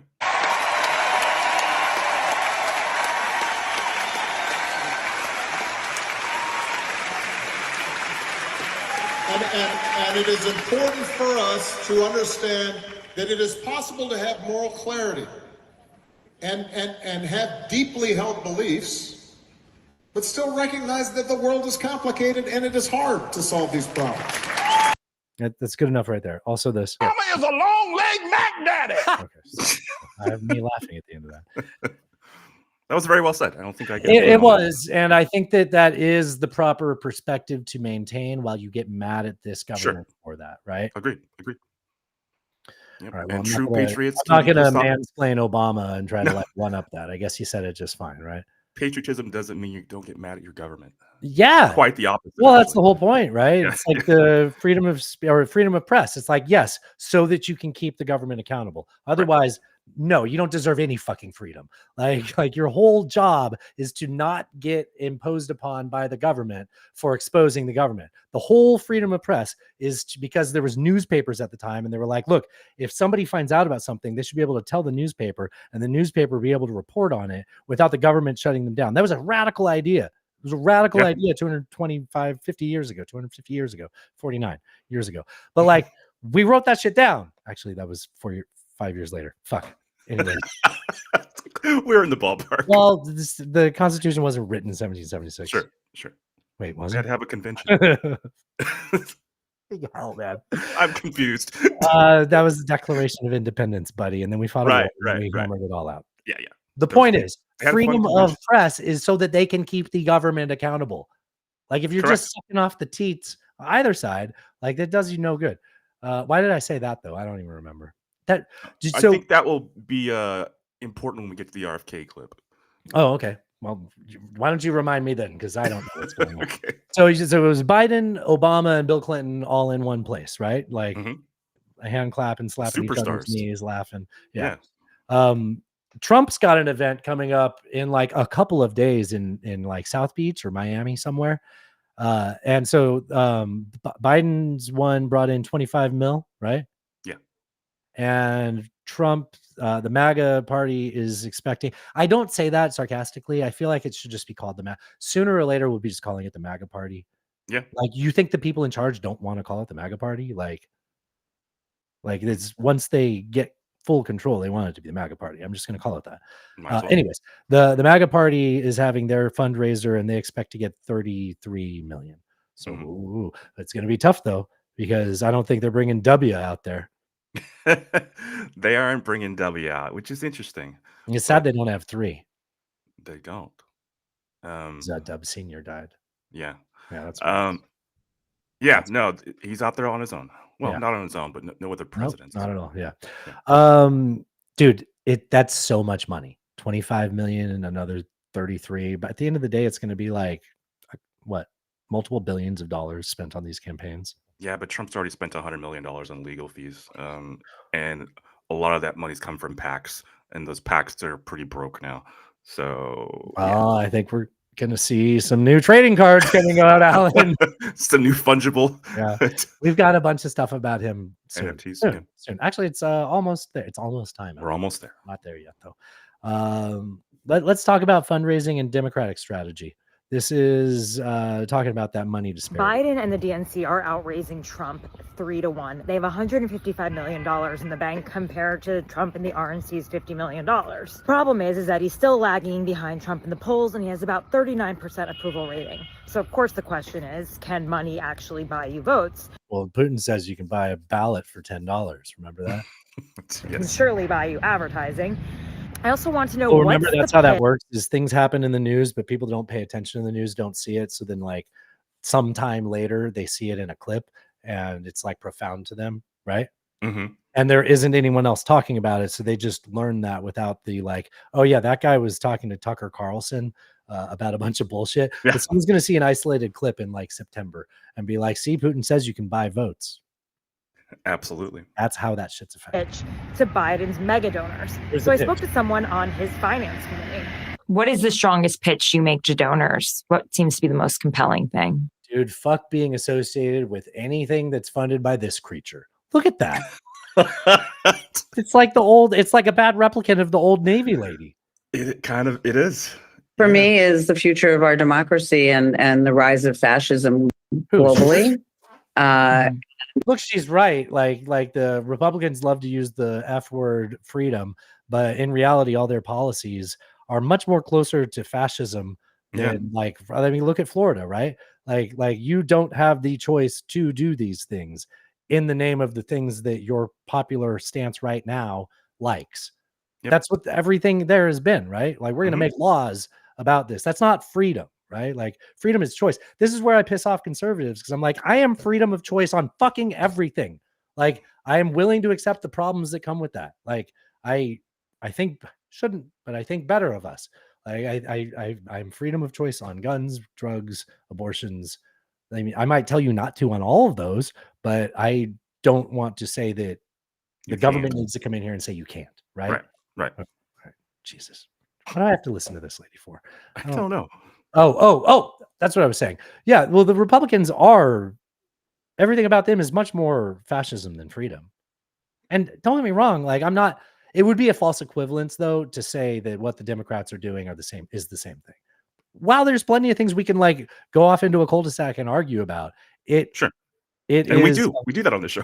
Right. Well, we just did, right? Yeah. And like, oh my God, they have a database of 100 million people that donated that own guns and have a criminal record or something like that, and have some political belief they've identified, and it's 100 million people, and it's like, okay, well, that's a third of the country. Like, you might as well just, at that number, like, why does that even help you to have a file that big, right? Like, just start with the big number, just 350 million. Like, you just find me anyways. AI is going to find me anyways. I don't care about that list. Like, yeah. Why'd I say me? I don't know. It was weird. I didn't think about me. Should the Democrats investigate? This is election segment. If I lost track there, should the Democrats investigate Jared? Everybody's looking into Hunty Bidey. Why don't they look into Jared? It's gotta be Jared. Do you still have ads for that Jared jewelry store? Are they around? I haven't seen any recently. I think the store is still around. Yeah.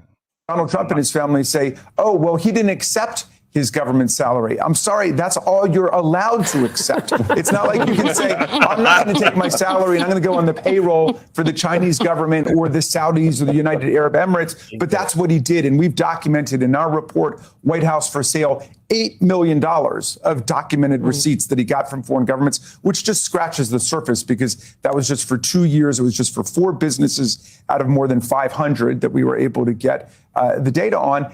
If he were, God forbid, to get back in, it would be all bets are off, a complete money-making operation, and he would loot the entire U.S. government because we haven't even gotten to the domestic government side of it. So that's what we're talking about. This election is about 2 fundamentally opposed public philosophies. One says government has to be an instrument for the common good, the public interest of all the people, to advance the well-being of the people. The other says the government is a money-making operation. It is a for-profit business for the guy who gets in and his family. And that's what...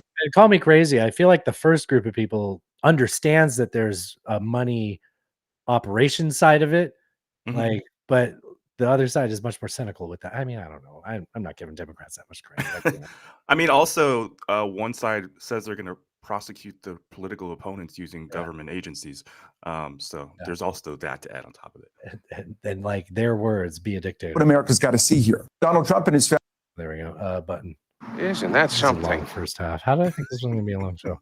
Oh shit, it is. Yeah. You don't care, do you? No.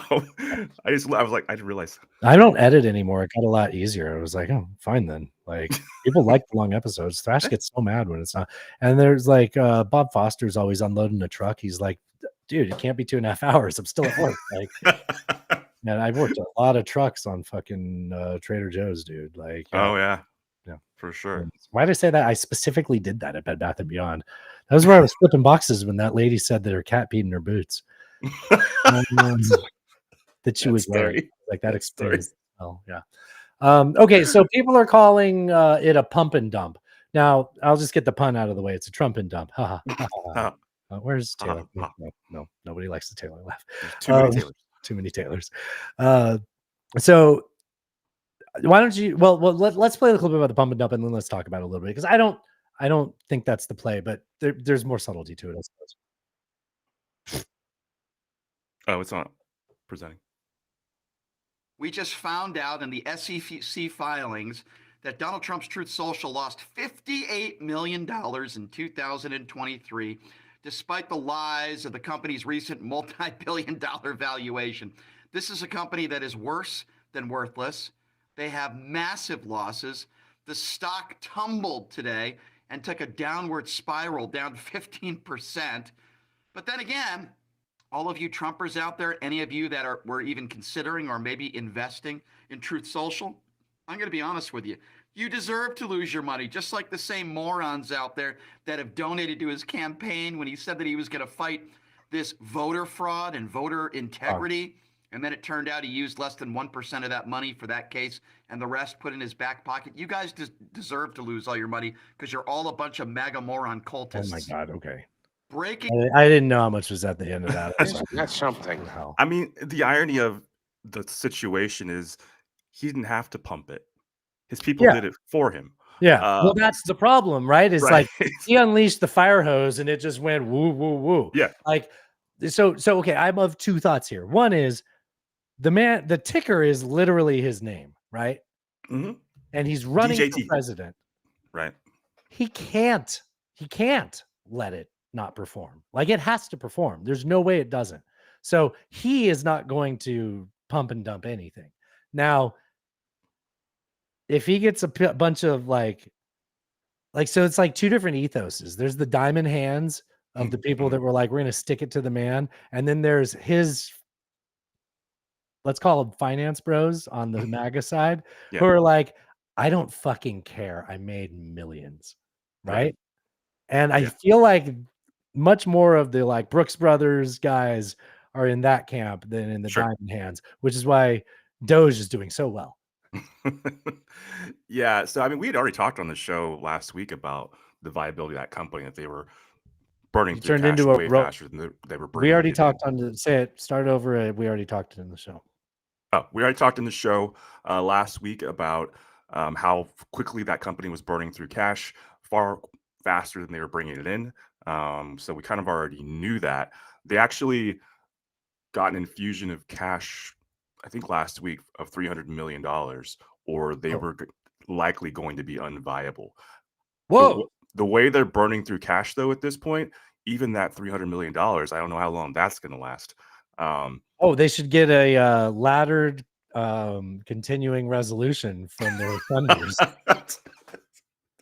Yeah, that's way they don't have to shut down, Alan. Perfect idea. Yeah. Get Mike Jones in there, or Big Mike. Big Mike Johnson. Yeah. Okay, unrelated, but how has Bedminster not been searched yet? Yeah, that's interesting. I think because of the interview with employee number 5, the pool boy. Yeah. I feel like Jack Smith maybe thinks he has enough going on.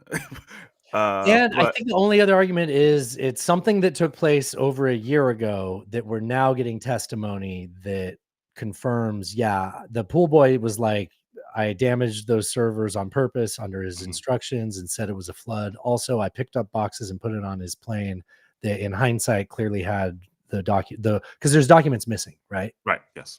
And they're saying that those documents might be there, or the fun conspiracy is in his ex-wife's grave. I don't think so. That's a fun conspiracy. Because he would keep it. He wouldn't he'd be like, well, I can't have it once it's in there, you know? People are going to notice if he digs that up. One would think, yeah. Yeah. Okay. Yeah. But if you've moved it and it happened a year ago, that's a lot harder to get a search warrant on. Like it's not there anymore, probably. If we're having this thought, they had that thought. Yeah, absolutely. Yeah. Other things, when he made his he negotiated his bail like a normal citizen does, you know? Yeah. $274 million. Yeah. Did you see the name of the chief financer on that? No, I don't think I did. I'm not going to play any sound effects, but I'm tempted to play the sound of Mr. Hanky the Christmas Poo. It's a man named Hanky. His last name's Hanky. Really? Yeah, he runs an auto services empire, and he's also the president of Axos Financial, a bank or a lender that bailed out Trump a year or so ago when he refinanced his mortgages at Trump Tower and Mar-a-Lago. So he's already on the hook to him. And the guy's quoted saying like, yeah, well, you know, this is what we do. This is what he needed. It was perfect for us. Of course we helped him out, you know. But what did Trump say when people asked him how he paid for his bail? He gave the Randy Moss straight cash, homie. No, you didn't. Like you're in debt to someone that you already were in debt. We're in debt too. Yes. Look, the way a normal person's in debt to. I'm in debt to the bank for my mortgage. Sure. He just happens to. That's the person that he has a guy, and is also the person that paid his bail. Yeah. So they made a deal. So now Trump is in one way or another owes him. Oh, that guy also does business with Jared Kushner. Oh, imagine that. This is why you don't want a dictator, even if it's your guy, right? Because once they're in power, they're the dictator. They're everything you're thinking about of like the norms of people not being, you know, terrible with power. They're out the window because they're the dictator now. So there's no way of removing them from that position. Like it doesn't matter if it's the guy you like. He's going to get to a point where you're not going to like something and you'll be like, oh shit, we can't do anything to stop this. It's so weird that I created this whole event. Yeah, and then you have to question his loyalties because he owes so many people favors. You know? Exactly. Foreign governments or private individuals within the country. Yeah, exactly. I'm going to skip it. You sent this clip from MSNBC. Should I play it? Now we can skip it. Okay. Yeah. Let's start. You want to play this Bobby Kennedy clip, then we'll play a couple wackadoos and go to lunch. That's not too late because we had a bunch of extra stuff for the Patreon. Okay. Oh no, I didn't record till a while in. So the Patreon's already longer. Oh God, this is a long show. All right.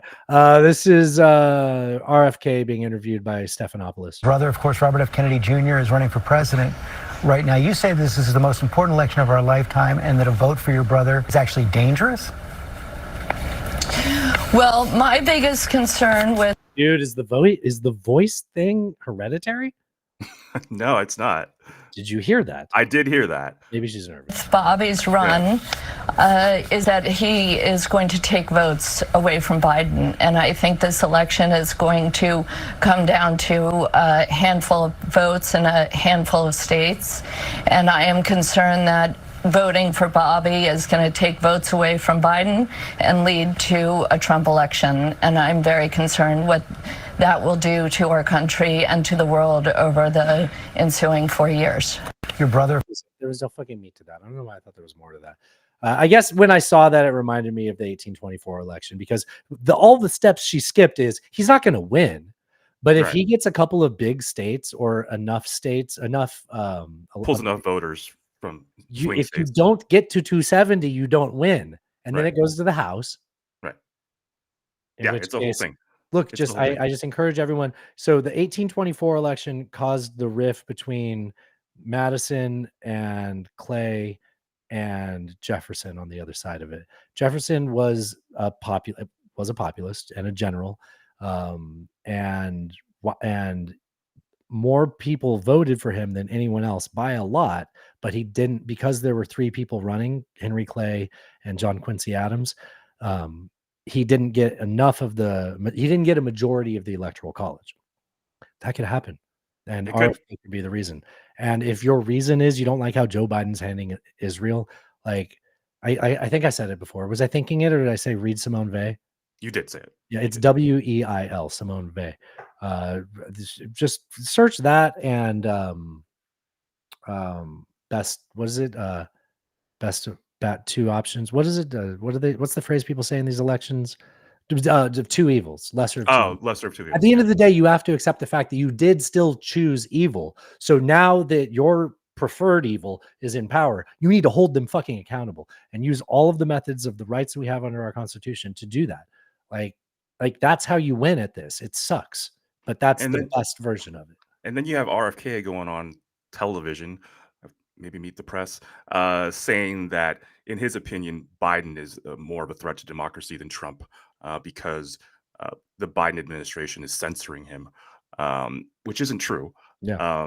They have requested that misinformation about vaccines be removed from social media platforms. Yes. That's true, but that's not government censoring you. It's not. And the way he said it was his political opponent being censored. Fucker, that happened like a month after he was in the presidency. You weren't running for office, and if you were, no, that's not how that works. That's not how that works. Yeah. Well said. Well said. I forgot about that. I thought I had a clip for that, so I'm glad you brought that up. Actually, okay. Let's play a couple let's play a couple wackadoos and go to lunch. All right. Well, actually, that's just the. Well, here. This is about the shipping container. Oh yeah, this is that guy that does the. I'm gonna keep it muted because I don't want to listen to him. He does the thing that says breaking news. You not want to miss this. Do not miss this. Get ready. Okay, shipping container ship crashed into the Baltimore Bridge yesterday. Yes, you're aware? Okay. Do you remember Mitch McConnell's sister-in-law? And talked about this on the Friday show. We did, yeah. Okay, well then we will skip it. It's so dumb. Like if you're gonna make a conspiratorial claim, you have to make a claim. Like you can't just gesture in a direction.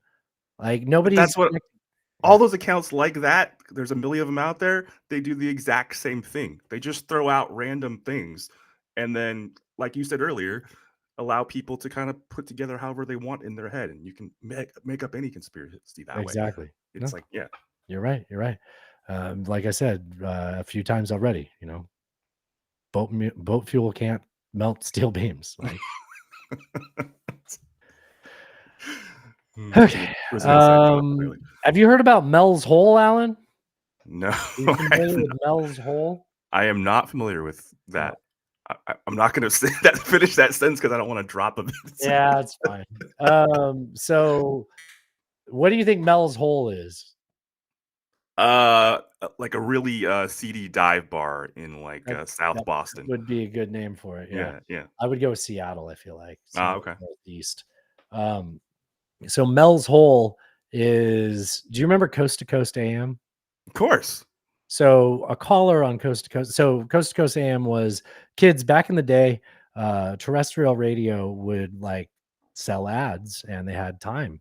So they had this guy who would have a really mysterious and simple but effective production of just like, Alan, can you set it up at all? Like, what was I mean, Coast so to he Coast? was Art working Bell and he was working the night shift, so it was like late at night. And you it would was always very find it while you're on like a road trip with your grandparents. yeah, You're scrolling exactly. through the dial and someone's talking, right? And it would be very conspiratorial, all about like aliens and shit like that.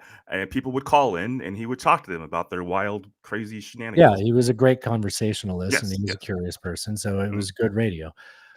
So a guy called in and said that there's this hole in his backyard or something, and it's 80,000 feet deep. Which, How did he measure that? I'm curious. I don't know, and it's also not possible. Like there is no natural ability for the rocks to not cave in at that depth. Yeah. I've heard people talk about Mel's Hole before. There'd be magma coming out. Probably. Yeah. All right. But TikTok's a thing, right? Of course it So is. this is a thing. I tried to find more stuff about it, and the only places I could find like a catchy little video were TikToks. They were Because of copied. course they are. Yeah, exactly. Stop. It's not playing.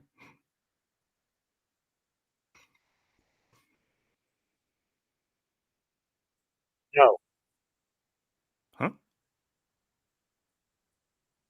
Coast to coast. Like they don't even know what they're talking about. So like, and like, I mean, I'm sure this has had millions of views and likes, like 600, whatever. like It you get didn't what I play mean. on the show. Yeah. Okay. Wait, what? It didn't play on the show. Oh shit. I'm trying to tell you. Not out loud. I did. I said it's not playing. Say it twice.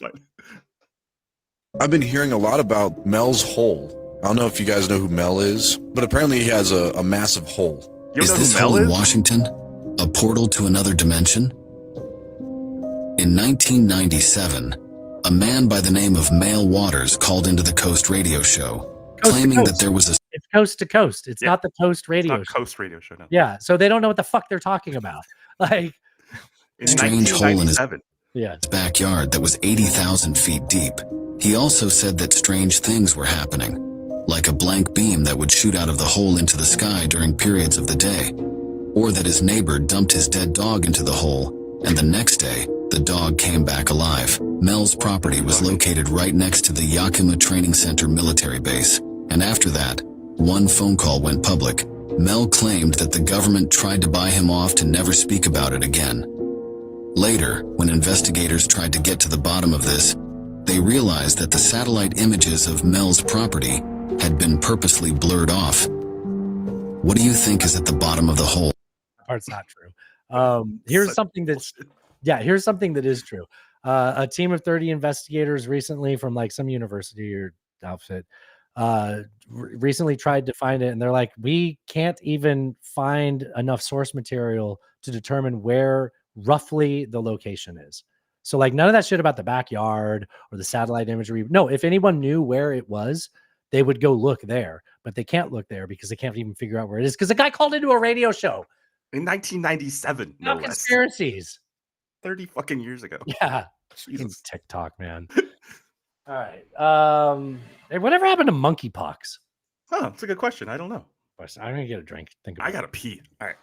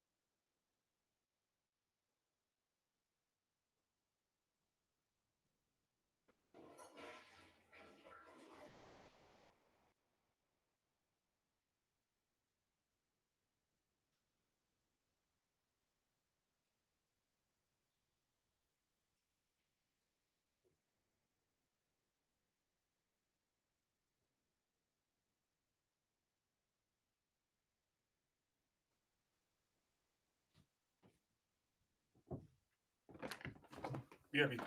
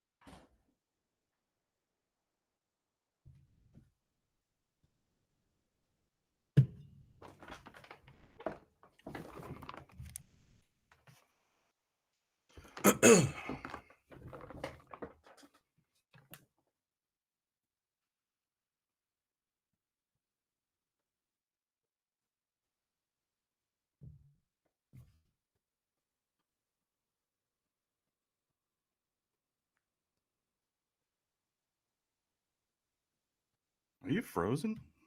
I was trying to do that to you earlier. No, I'm not anymore, but I did find a last edition to Best of the Right.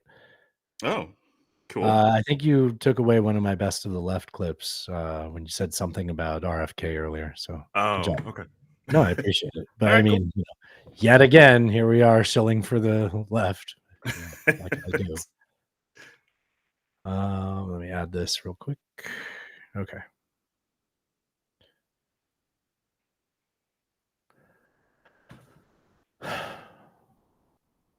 Hey, what's up, dog? What's up, dog? It smells like up dog in here. Yeah. What's up, dog? We just went over this. I just I know this joke. See, I made a joke. I did a very good joke. I flipped it. Othman ask you a Boucherib question. used to like that joke. Who? Othman Boucherib. Oh, that's a terrible joke. No, he did like that joke. Yeah, ask me a question. What if I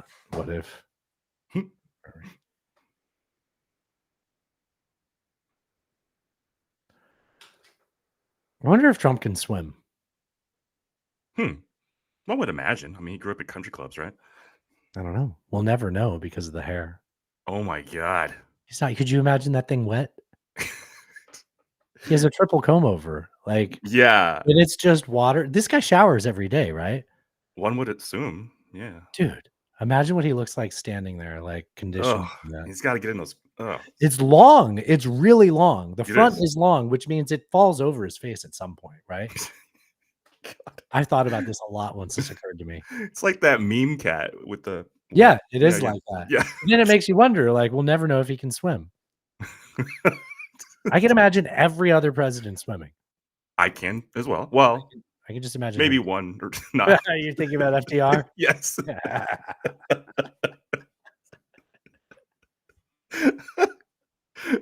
All right, let's get into the show. I don't know. This is the Trump segment. I don't know this first clip. It says drag or guns. I'm not really sure. Oh, they're asking guy. Oh, this is where we look, like I say every time, we try not to get gratuitous with this, but there's some really good example of brainwashed cult members out there. And I mean, these man on the street interviews kind of thing. What do you think are more dangerous, drag shows or guns to children? Drag shows. How many people do you think have been killed at a drag show? He says with like incredulity, like, right, of course. Oh, like, why are you even asking for this? Yeah. I don't know, but the long-term effects effects, Alan, are detrimental. Something How many people gay. do you think die every year from guns? I have no idea. 48,000. 48,000? Okay. Well, there's probably 100,000 that die from drag shows. What do you think are more dangerous, drag? Come on. You throw out a number, I can throw out a bigger number. Yeah, I know, right? That I just made up. I am gay. Oh, I didn't mean to press that. Oh my God. This is this is a new Trump ad. This is he compares himself to lions and his enemies to jackals. Look at this lion. Oh, he uses this isn't going to work for the audio. Well, let's play a little bit of it since I set it up. So it's a video. It's just a video montage of Trump that he thinks he looks the most badass in, and it's got a voiceover of Christopher Walken from a movie called pool sharks, pool junkies. What are they? Pool sharks. Pool sharks. Okay. I don't know. So it's a movie about hustling pool, I think. Okay. He's the king of the jungle. Huge mane out there. He's so big. He's so hot. Now, the little lion comes. They start messing with him. Biting his tail, biting his ears. He doesn't do anything. The lioness, she starts messing with him. Coming over, making trouble. Still, nothing. Now, the other... He plays that while he's showing the clip of his wife. So so his wife's giving him trouble. Still right. He doesn't even hit her. Animals, they notice this. And they start to move in. The jackals, hyenas, they're barking at him, laughing. Nancy Pelosi. That's actually Jesus. Just the narcissism, you know. Seriously. And it's like it's just over a montage of Christopher Walken. Are you fucking kidding me? Like that's so weird. It's very strange. It's I just wonder if strange, right? Like I'm not like, let's make a fucking case about this. I'm just saying, like, that's weird. That's objectively weird. Why is he so weird? Be a normal politician. Fuck. It's very strange. It's very It'd be strange. one thing if he was like an outsider and he did anything good, right? Like I had that moment after he got elected. I was like, well, this sucks, but maybe the things people saying that are good about this will be good. They weren't. They weren't. They definitely weren't. It sucked. I wonder Nobody if won Walken from that. approved that. Yeah. Because they have a history of just using stuff that artists did not approve them. Oh, there's Famously, no way Eminem Walken approved that. Yeah. There's no way. The Emperor? I don't think the No. Emperor of the Universe would have approved that. No. It's Eminem. Huh? Eminem was pissed off because Trump was using one of his songs at Yeah. campaign speeches. Yeah. I was calling Christopher Walken the Emperor. Oh, I understand. Okay. Dune I thought 2. you. Spoiler alert. You thought I said emperor. Yeah. All right. Well, we're having some connectivity issues. That's fun. So Alan, do you know what a poll watcher is? Don't say anything weird. Yeah, they're supposed to, hang out by the polls, make sure nothing weird happens. Nobody's stealing ballots, that sort of thing. If I told you that the Republicans lost the ability to do so for like 10 or 20 years because they were intimidating voters, would you be surprised to hear that? No, because they were showing up in like full on like tactical gear and guns and shit. You're talking about in 2020. Yes. Yeah, that was the first time they got the ability back after being banned for like 20 years. Oh, yeah, they were getting a little too spicy with it, and they were banned from poll watching. The GOP was banned from endorsing poll watchers, and in 2020, the first chance they got, they did what Alan just described. Yeah, which was probably worse than whatever disrupted our sense. Right, probably, I would imagine. Yes. So here's Trump press secretary talking about their poll watchers in this next election. Oh, it's not presenting. Integrity efforts to ensure that every American knows.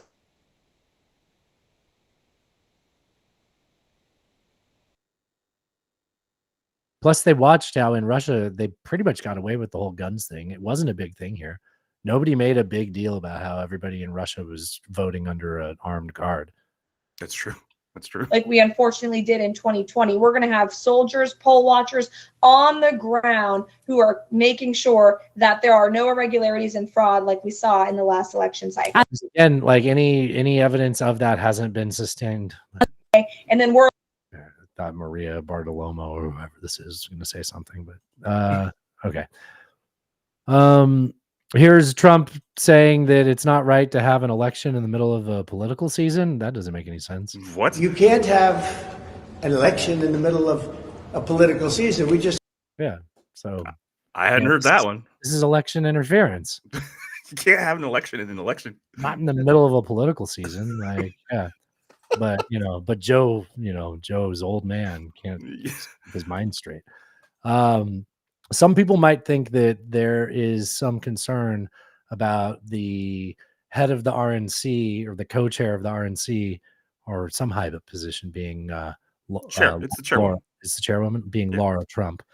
And they might think like, what's going to happen when you donate money to the president's campaign and the person you're giving money to is his daughter-in-law. Like you might be concerned about that.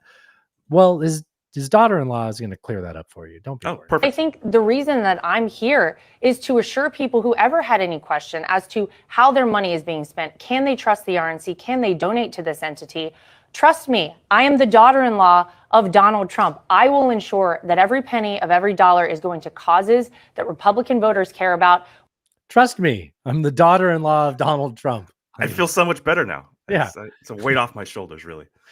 Oh man, you know he had a stock ticker named after him before that failed horribly.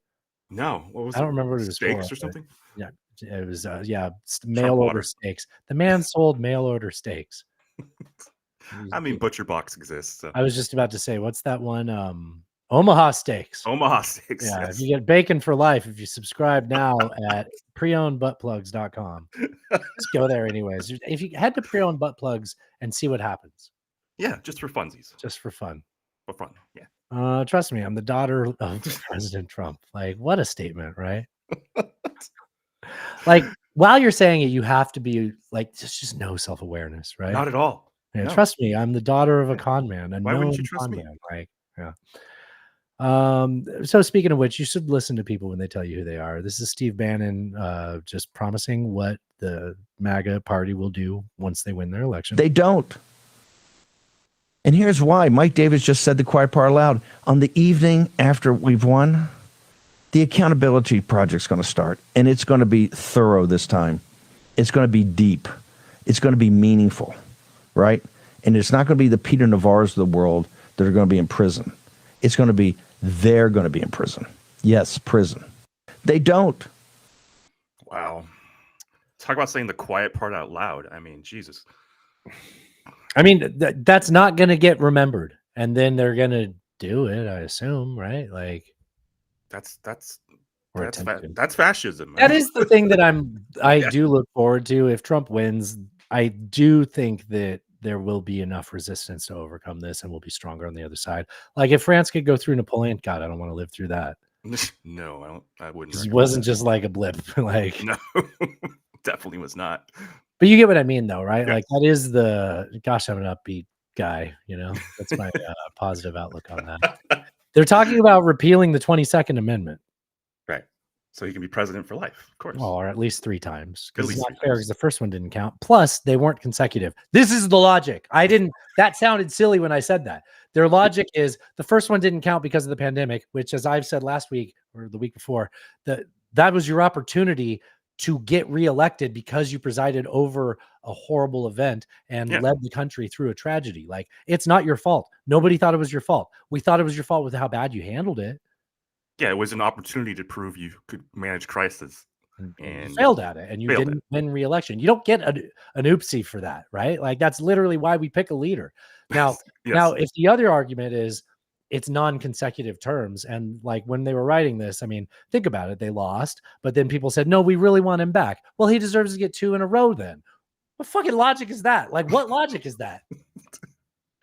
And you know what? Fine. They should, because Barack Obama would win in a fucking landslide. This is true. That's very true.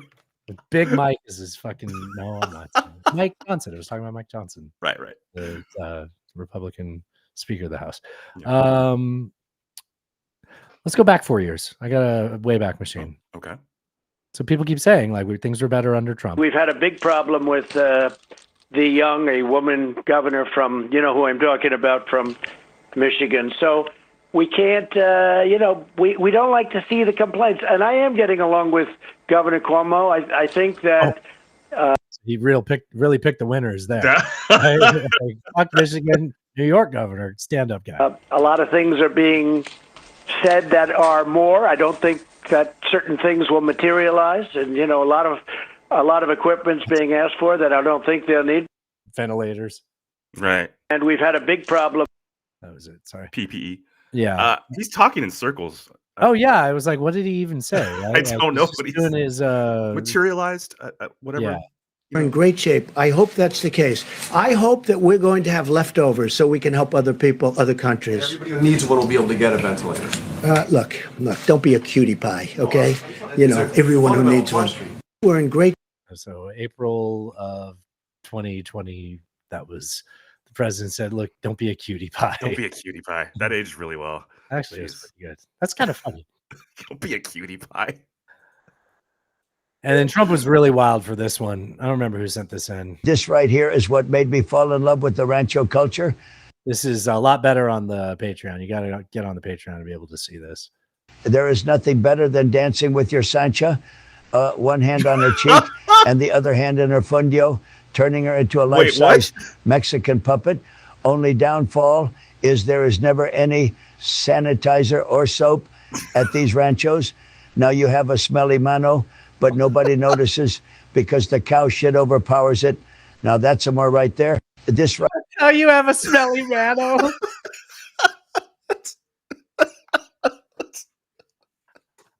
Smelly Mano. That's a show title right there. I already wrote it down. Oh, I do love Rancho culture. Rancho culture is amazing. Let's get on to the best of the rest of the right. Okay. My note is whatever, go lift weights and listen to Rage Against the Machine. Oh, is this Ryan? This is the guy that ran. This is Mitt Romney's vice president. Paul Ryan, former Speaker of the House. There was a picture of him wearing like a backwards ball cap doing a curl. And in an interview, he said he loves Rage Against the Machine. It's like, you are the machine. Are you not? What happened to you? Not one of the Trump populists. So I haven't left the Republican Party. I'm still a Republican. I'm a conservative Republican.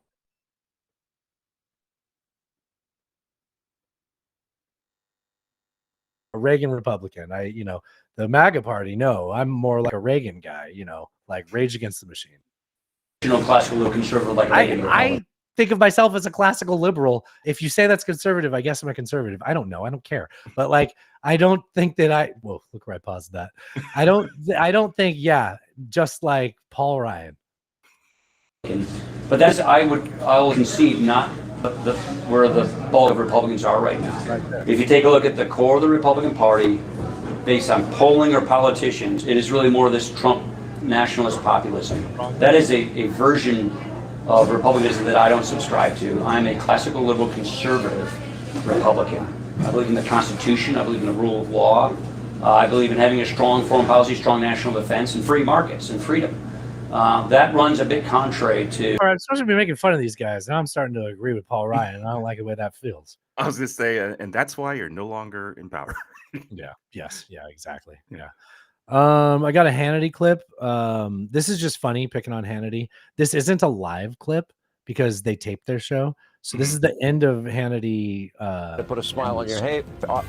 This is the end of the Hannity show, and he didn't have to. They could have just done another take.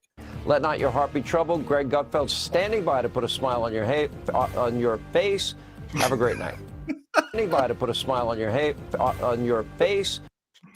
Like, just do another take. Like, nobody cares. That's so 1984. Right. Yeah. Hate me. Hate is love. Love is hate. Yes. Yeah. Put a smile on your hate. Peace is war. Yep. I'm so glad you loved that. It was awesome.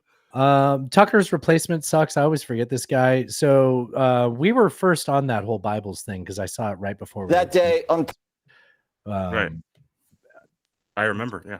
Yeah, you were like, "What? This is real?" And then, probably as soon as we ended the show, you saw a bunch of when we finished the show. Natasha sent me a thing. Jack White posted about it. Not our dog, but Jack White, or my close. Yeah, your dog doesn't post often. Yeah, no, my friend Jack White. Listeners, I'm friends with Jack White. Aren't I cool? Very cool. Did you see the retail for those things? $60. Yeah, holy shit, dude. You know what's funny is he's like, it's a Bible. It comes with the King James Bible. It also comes with. Get ready. I'm going to list some things. It comes with the Constitution, the Bill of Rights, and the Declaration of Independence. Declaration of Independence. Alan, what are the first 10 parts of the Constitution? It's Bill of Rights. Yes. He was president for 4 fucking years. When he got elected, I would always have these pseudo intellectual conversations with people debating why I don't like him. And it wasn't Russia. It was he doesn't know the Constitution. Right. And people were like, well, he'll get familiar with it. I think people asked him, did you read it? And he said, yes. And and then he's here selling Bibles with the Constitution and the Bill of Rights. Also, I'm pretty sure somewhere in there is something about church and state not being mixed the fuck up in the same package for $60. Pretty sure. And half the proceeds go to Lee Greenwood and the other half go to you? Yeah. Unbelievable, dude. You Dude. can't make this shit up. Fucking world. But here, Tucker's replacement, Jesse Waters. That's his name. He doesn't even Oh, spell I always Jesse forget like him. he doesn't even spell it the way the Welsh make fun of their well, you know. Oh, yeah. Yeah, thanks for talking over it. Actually, that was pretty good. Now the AI won't catch it. Chose that day on purpose. And then the media tries to controversialize Christianity. Like, We're going to talk about the Easter thing later. This isn't going to. We'll talk about the Easter and Trans Day of Visibility later. Culture war. Is controversialize a word? I don't. No, but you're right. We should hold him to a standard, but I don't think that's not where I'm going to start. Trump put his name on a Bible and is promoting prayer. So what? That's not controversial. FDR handed out signed Bibles. Same thing. It's the same thing. FDR handed out signed Bibles to troops during World War II. It's the same thing as selling them for $50 and splitting the proceeds with country star Lee Greenwood. Jimmy Carter wrote forwards to Bibles, which were then sold. Right. They called Barack Obama the Messiah. So what? This is not at all a false equivalent. This is not equivalent. This is not a false equivalency. No, how dare you, Alan? It's what American politicians do. I don't have a. It's what they've always done, Alan. Yeah, It's they just monetize the Bible, like it's just like everybody normal. does that. Yeah. 2 Corinthians. Problem with that in communism, what they did was they tried to banish Now he's religion. just galloping. He's going on to a new subject saying, yeah. Then we're good here. Those godless communists. These godless commies. Yeah, I mean, That he's was the not- problem. Damn it! No, you don't get to bring it up against commies and get my sympathy. Right. Where am I on the sheet? Here, probably right there. Yeah, Okay. yeah. Some Tennessee ass shit. Okay. Okay. Add to this. Oh, that doesn't belong there. Oh, well, you know what? There was another thing that that guy had said where he was talking about the DEI mayor. Oh, Wait, am I jumped ahead? Oh, I am jumped ahead. Okay. All right, Alan, I'm ready. Okay, go. I got to skip about 30 seconds in. This is so I didn't want to include this in the ship talk earlier because this is really about this is picking on the right, but it's in the context of the ship. So Maria Bartiromo, right? Taromo. Maria Bartiromo. Oh, I'm looking at it. Maria Bartiromo. Yeah. She is the Fox News host, right? Yes. Did you know Joey Ramone has a crush on her or had? No. I watch you on the TV every single day. Those eyes make everything okay. I watch you every day. I watch you every night. She's a really innocent Maria Bartiromo. Maria Bartiromo.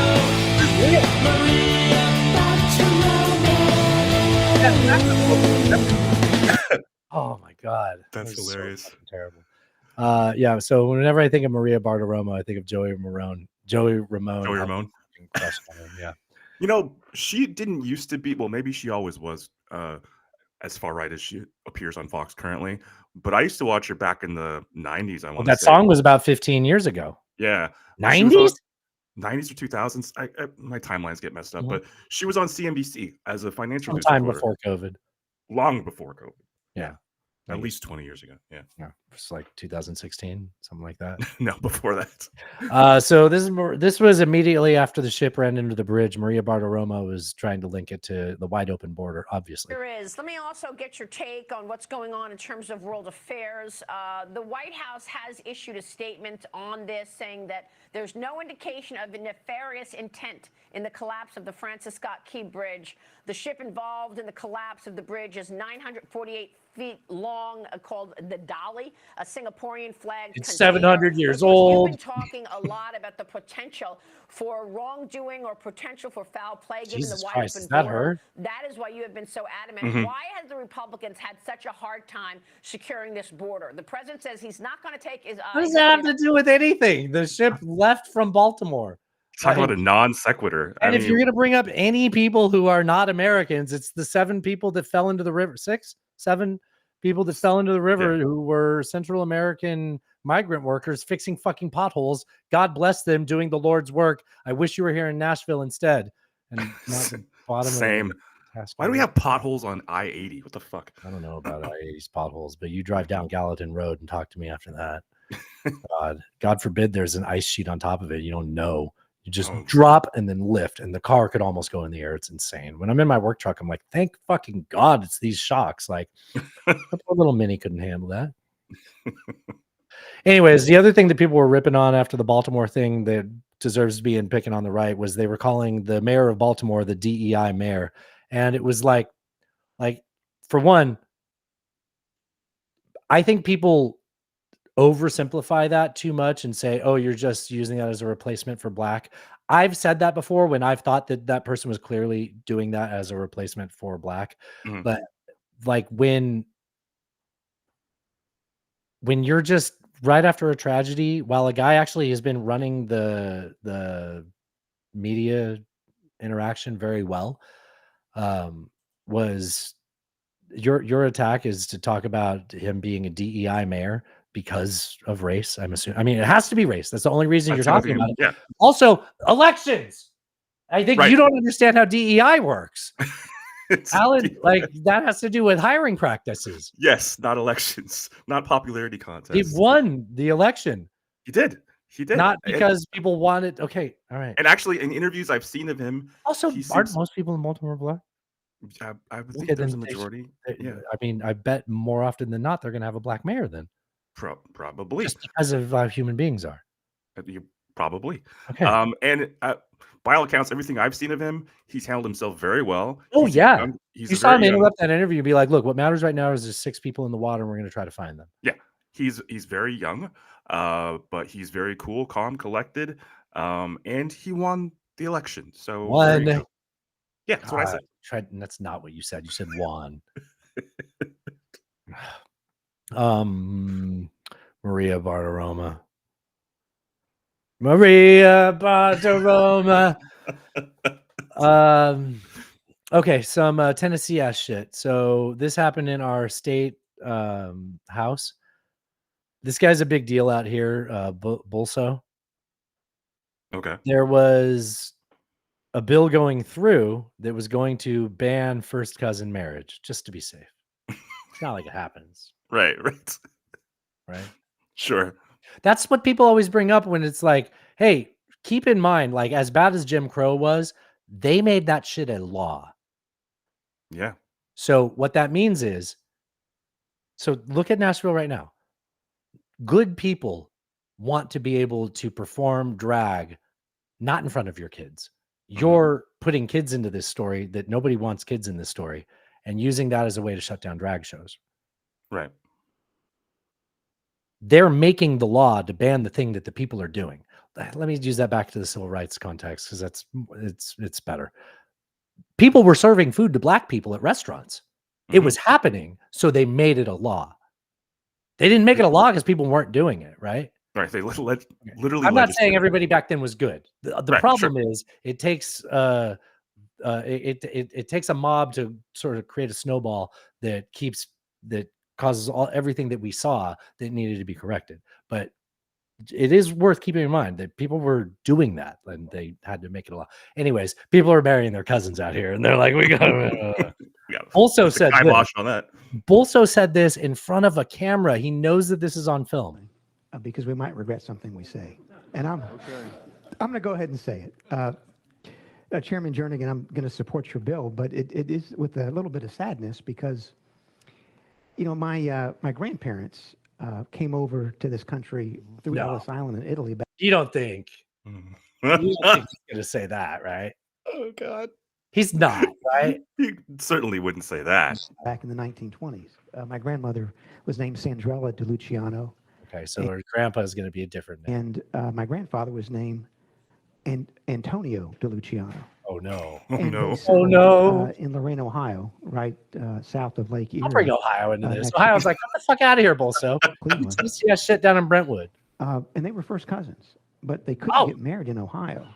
So back in 1924, they actually came down to Tennessee to get married. Love is love, Alan. Do you get in the way of that? I mean, I thought love is love. Oh my Of the current God. law, I would not be here. But So if it weren't for, he's literally just said, if it weren't for cousins being able to be married, I wouldn't be this piece of shit that nobody likes. I'm sorry, Brentwood does not represent Tennessee. It represents Brentwood just fine, but this guy is the one putting a lot of bullshit. He co-sponsored that bill that is getting finalized about fucking chemtrails. Yeah, we needed to spend time on that. Good job. Thanks. despite that, I think it's good legislation, and I intend to support it. That is some Tennessee ass shit for sure. You know why it's Tennessee ass shit? Why? Look, these are my people. I'm here. Like, Yeah, I'm yeah. not going nowhere. I love being here. Mhm.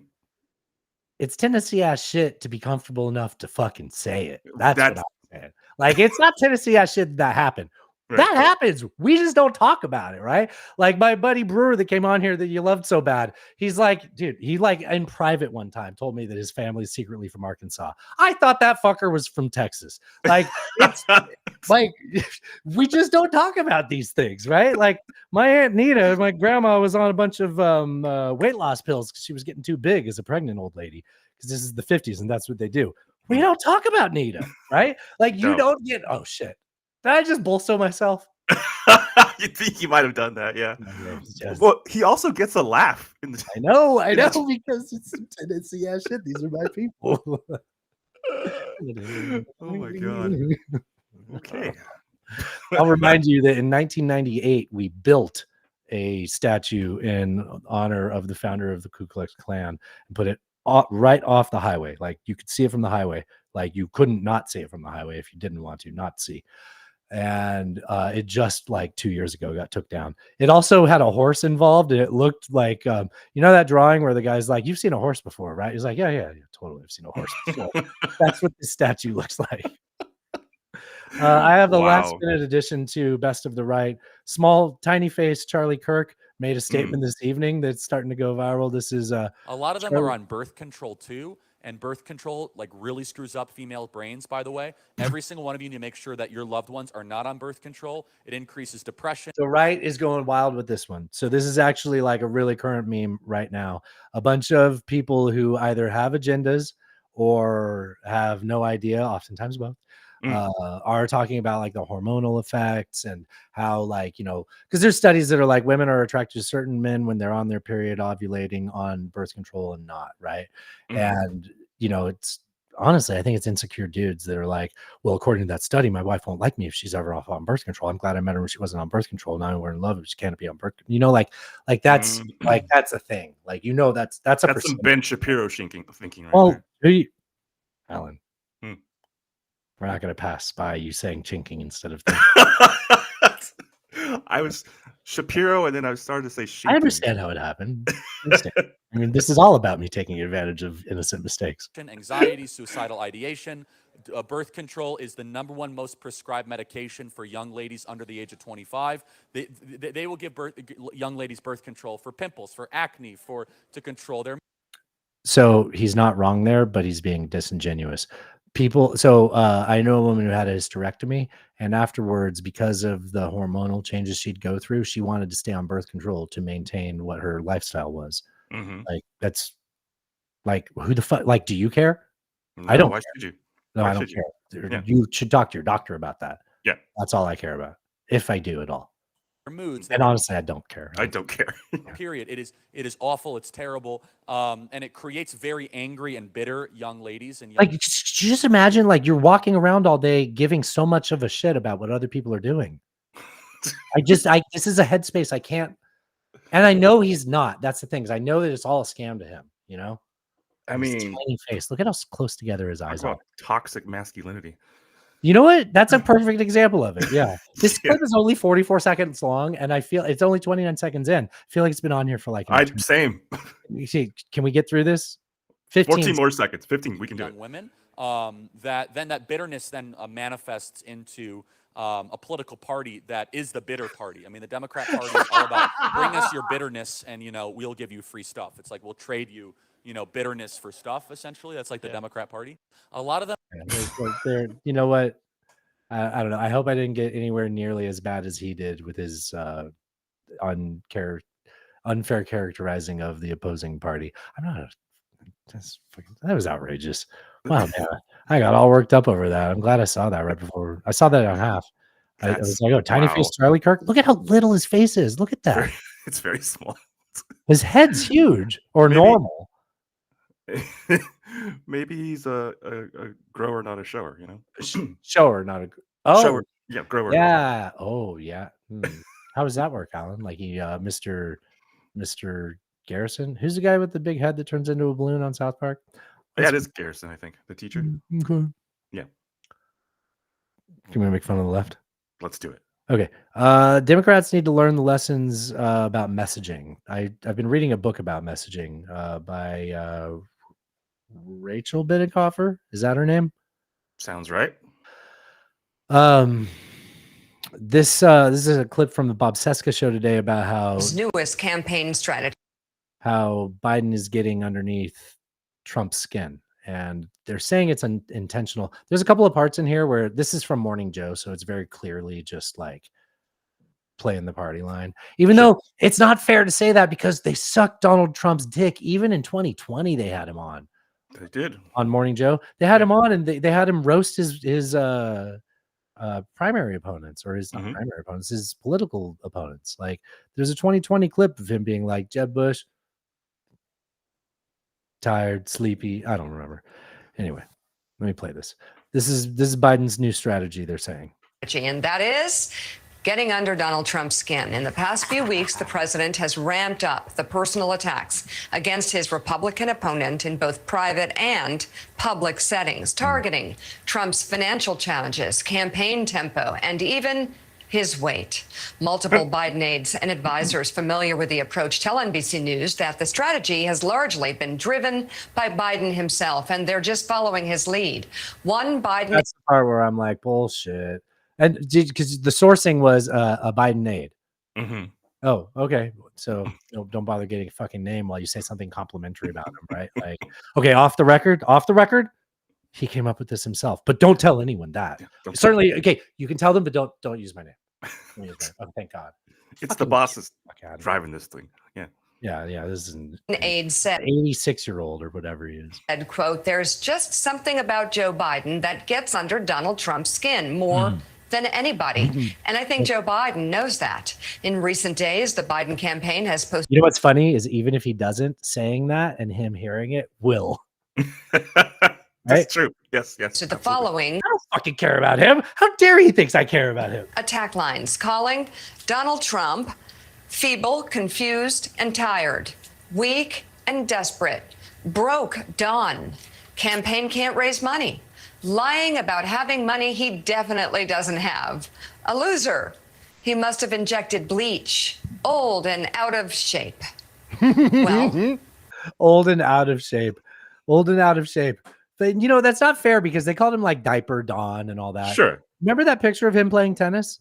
Yes. He was clearly not wearing diapers in that. You can see the whitey tighties. Like, yeah. And if you're incontinent, I feel like the twisting and grunting and flexing. Probably not. Yeah. Yeah. But we do know that he is nothing if not petty. So I'm sure things like that. And I think it's smart because the Republicans controlled the narrative, and like I was talking about that book that I've been reading.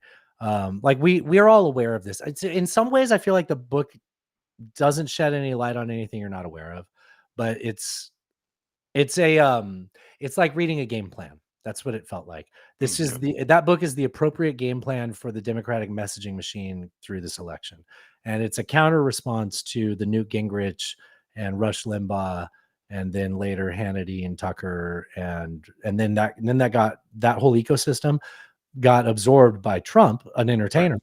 Right. And then with him at the head of that, I mean, that's a propaganda machine. It's just, they gave the keys to the perfect campaign for it, right? The Very perfect individual to run it, right? Yep. I don't know. I feel like that was building to something that I forgot where I was going. I think we're good there. I think we covered it. All right. Parachute. So they I think Democrats are trying to get a response to that, right? Like effective, simple, short messaging. Because what's a Democrat response to any shit that Republicans say? It's defensive, back-footed, right? Like they're how can you win any argument if you're backpedaling the whole fucking time, right? And it's like, no, just say the fact is, the Republicans aren't who they say they are, and what you're gonna get from electing at least this version of the Republican Party, because I'm just personally, I've voted for a lot of conservative candidates. What you'll get from this Republican Party is going to be a bunch of things that aren't actually the things that you say are important to you. And while you might not be happy with Joe Biden, what will give you, you can fight that under him, and you're not going to like what you get under Trump. What he's saying isn't going to be what you really want to live under.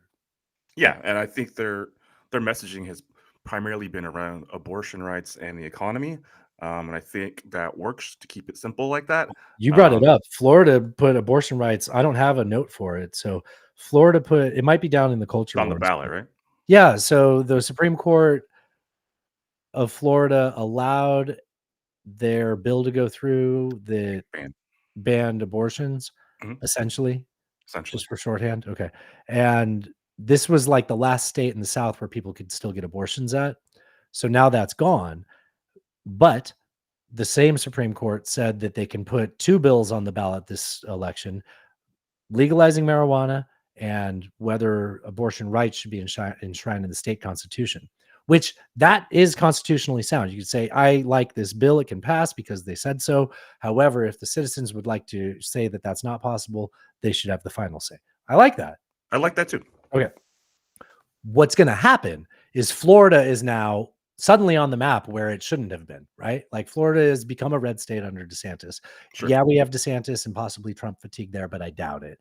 But if you're going to tell people what's happened in conservative Kansas, conservative Kentucky, when they put these ballot measures into up for it's brought people out that not only voted for that, but also got Democratic mayors and other positions elected, right? Yeah, down ballot issues. Yes. So there might be a Democratic senator that comes out of this because people are going to turn up and vote for weed and abortion rights.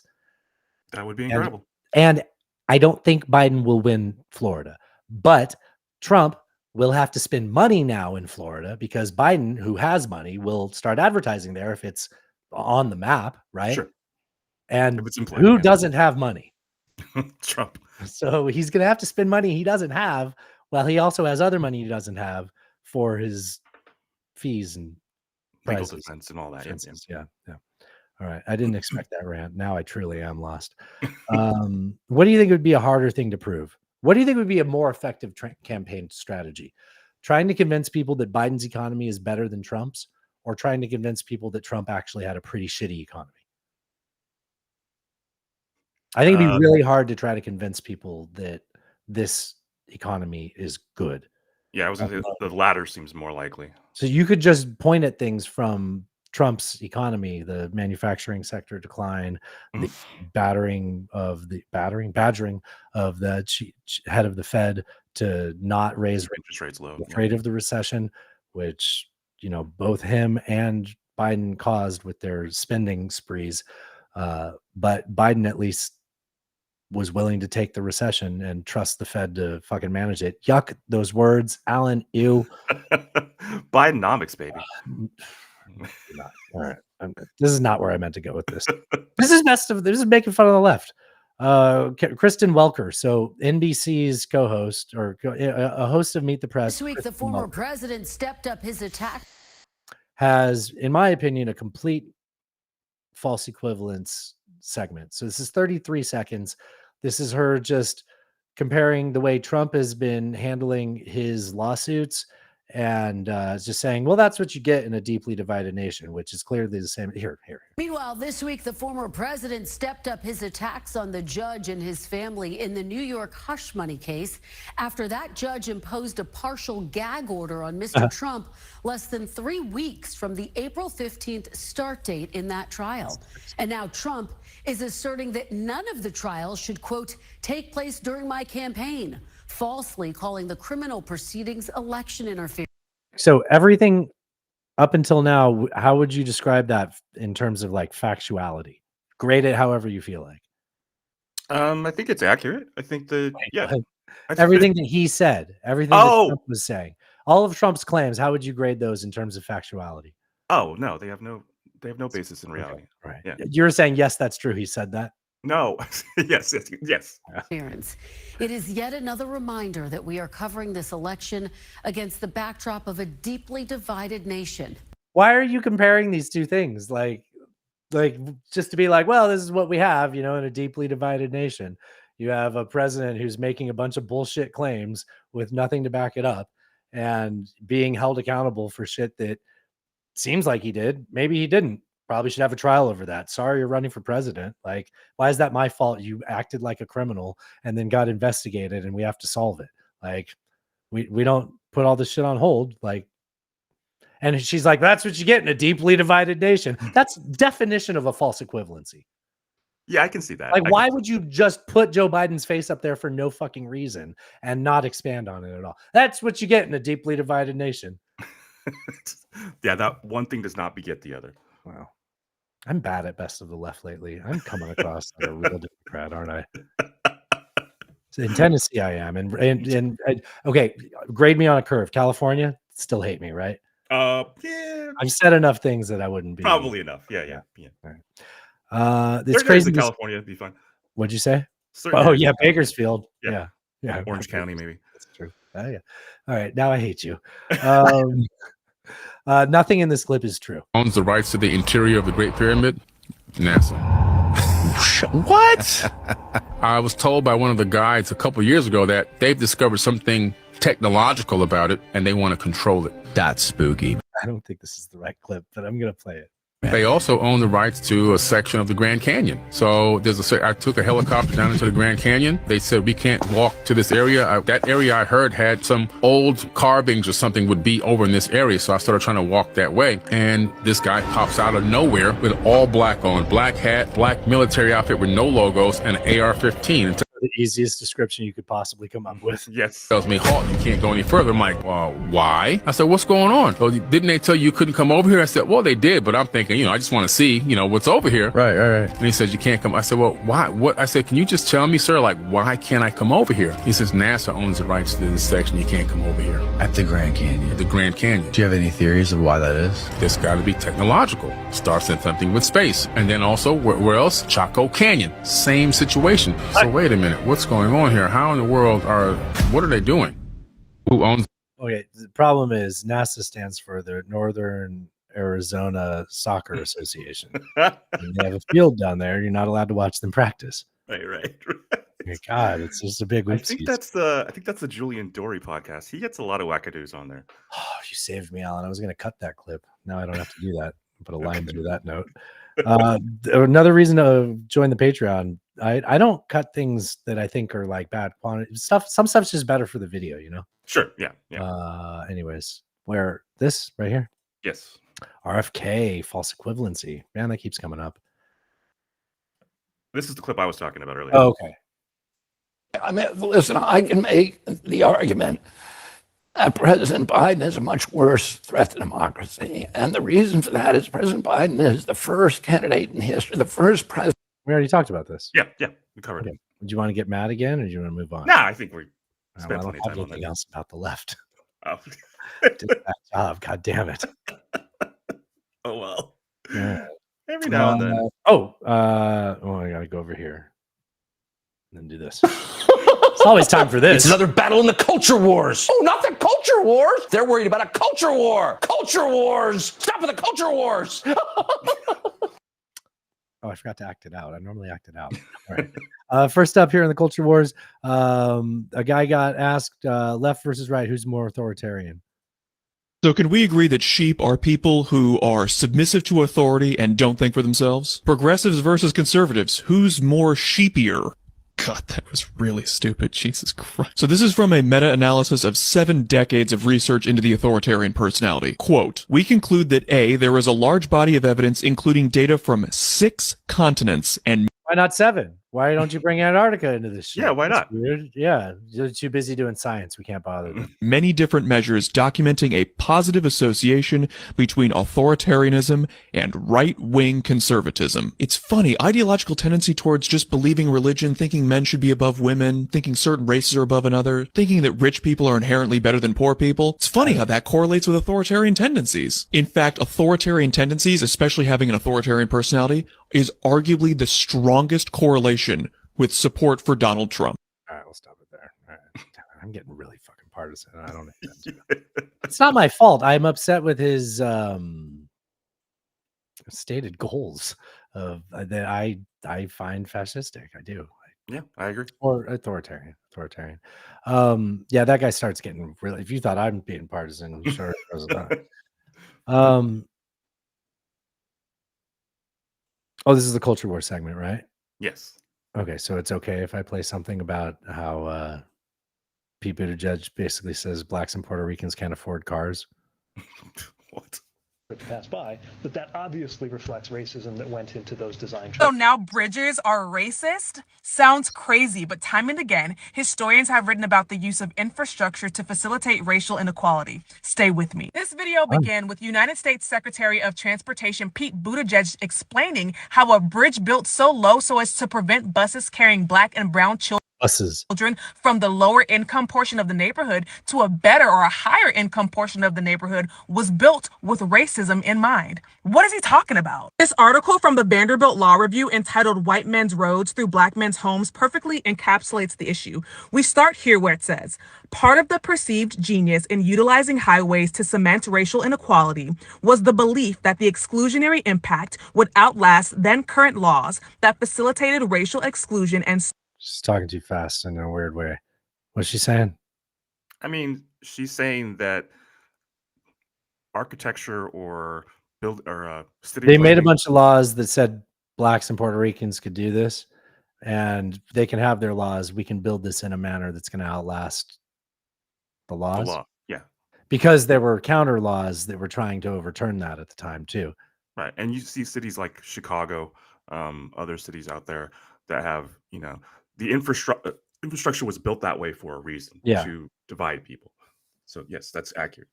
Well, my response would be, I think black people should have cars. And I think, Sure. if that takes, hiring people that you were forgetting about, I think you should address that, All right.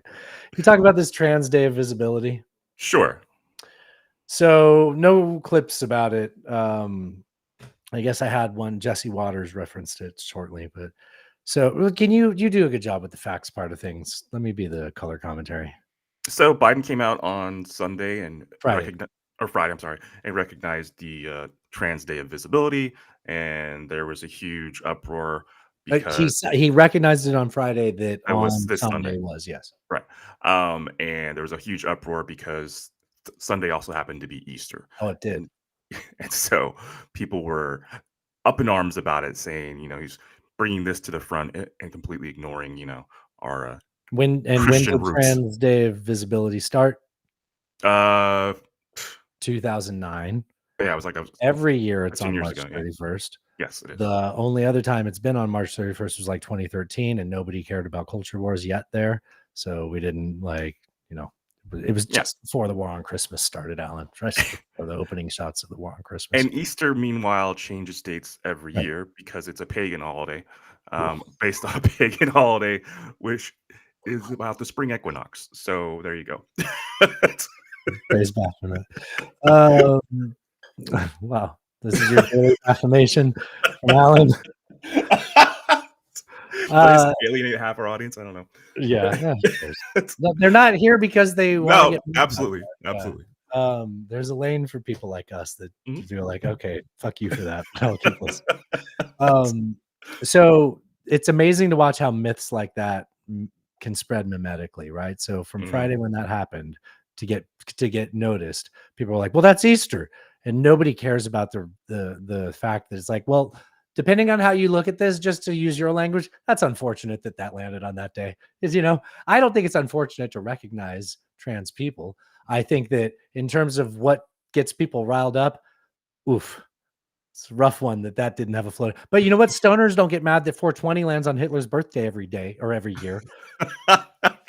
Or the Columbine shooting, right? Like we just move on. Yeah, these are Buy our coincidences. gas station weed and smoke it legally. Move on. Yeah. Farm bill. You know, I'm really grateful to be a part of the Politigram group because Mima saw that I had made some reference to clarifying it, and he included me in the meme dump he made a good joke about that. Because it's I like saw that. that bullshit spreads, and then it's like if you don't take traditional news sources, you're not hearing anybody explaining that, right? No, not at all. So to have an opportunity to be like, hey, in a funny way, don't let yourself get back. You know what you should do on Sunday? You should go to church. Yeah, as you dress up in your Sunday best and do your thing. Yeah, I don't care.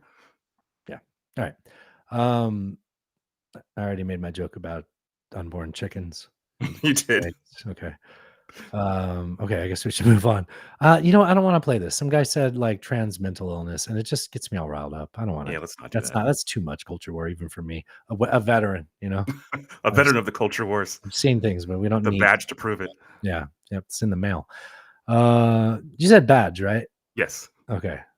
What'd you think I said? Nothing. Okay. I got to say, I got the appeal of this Destiny guy. Oh.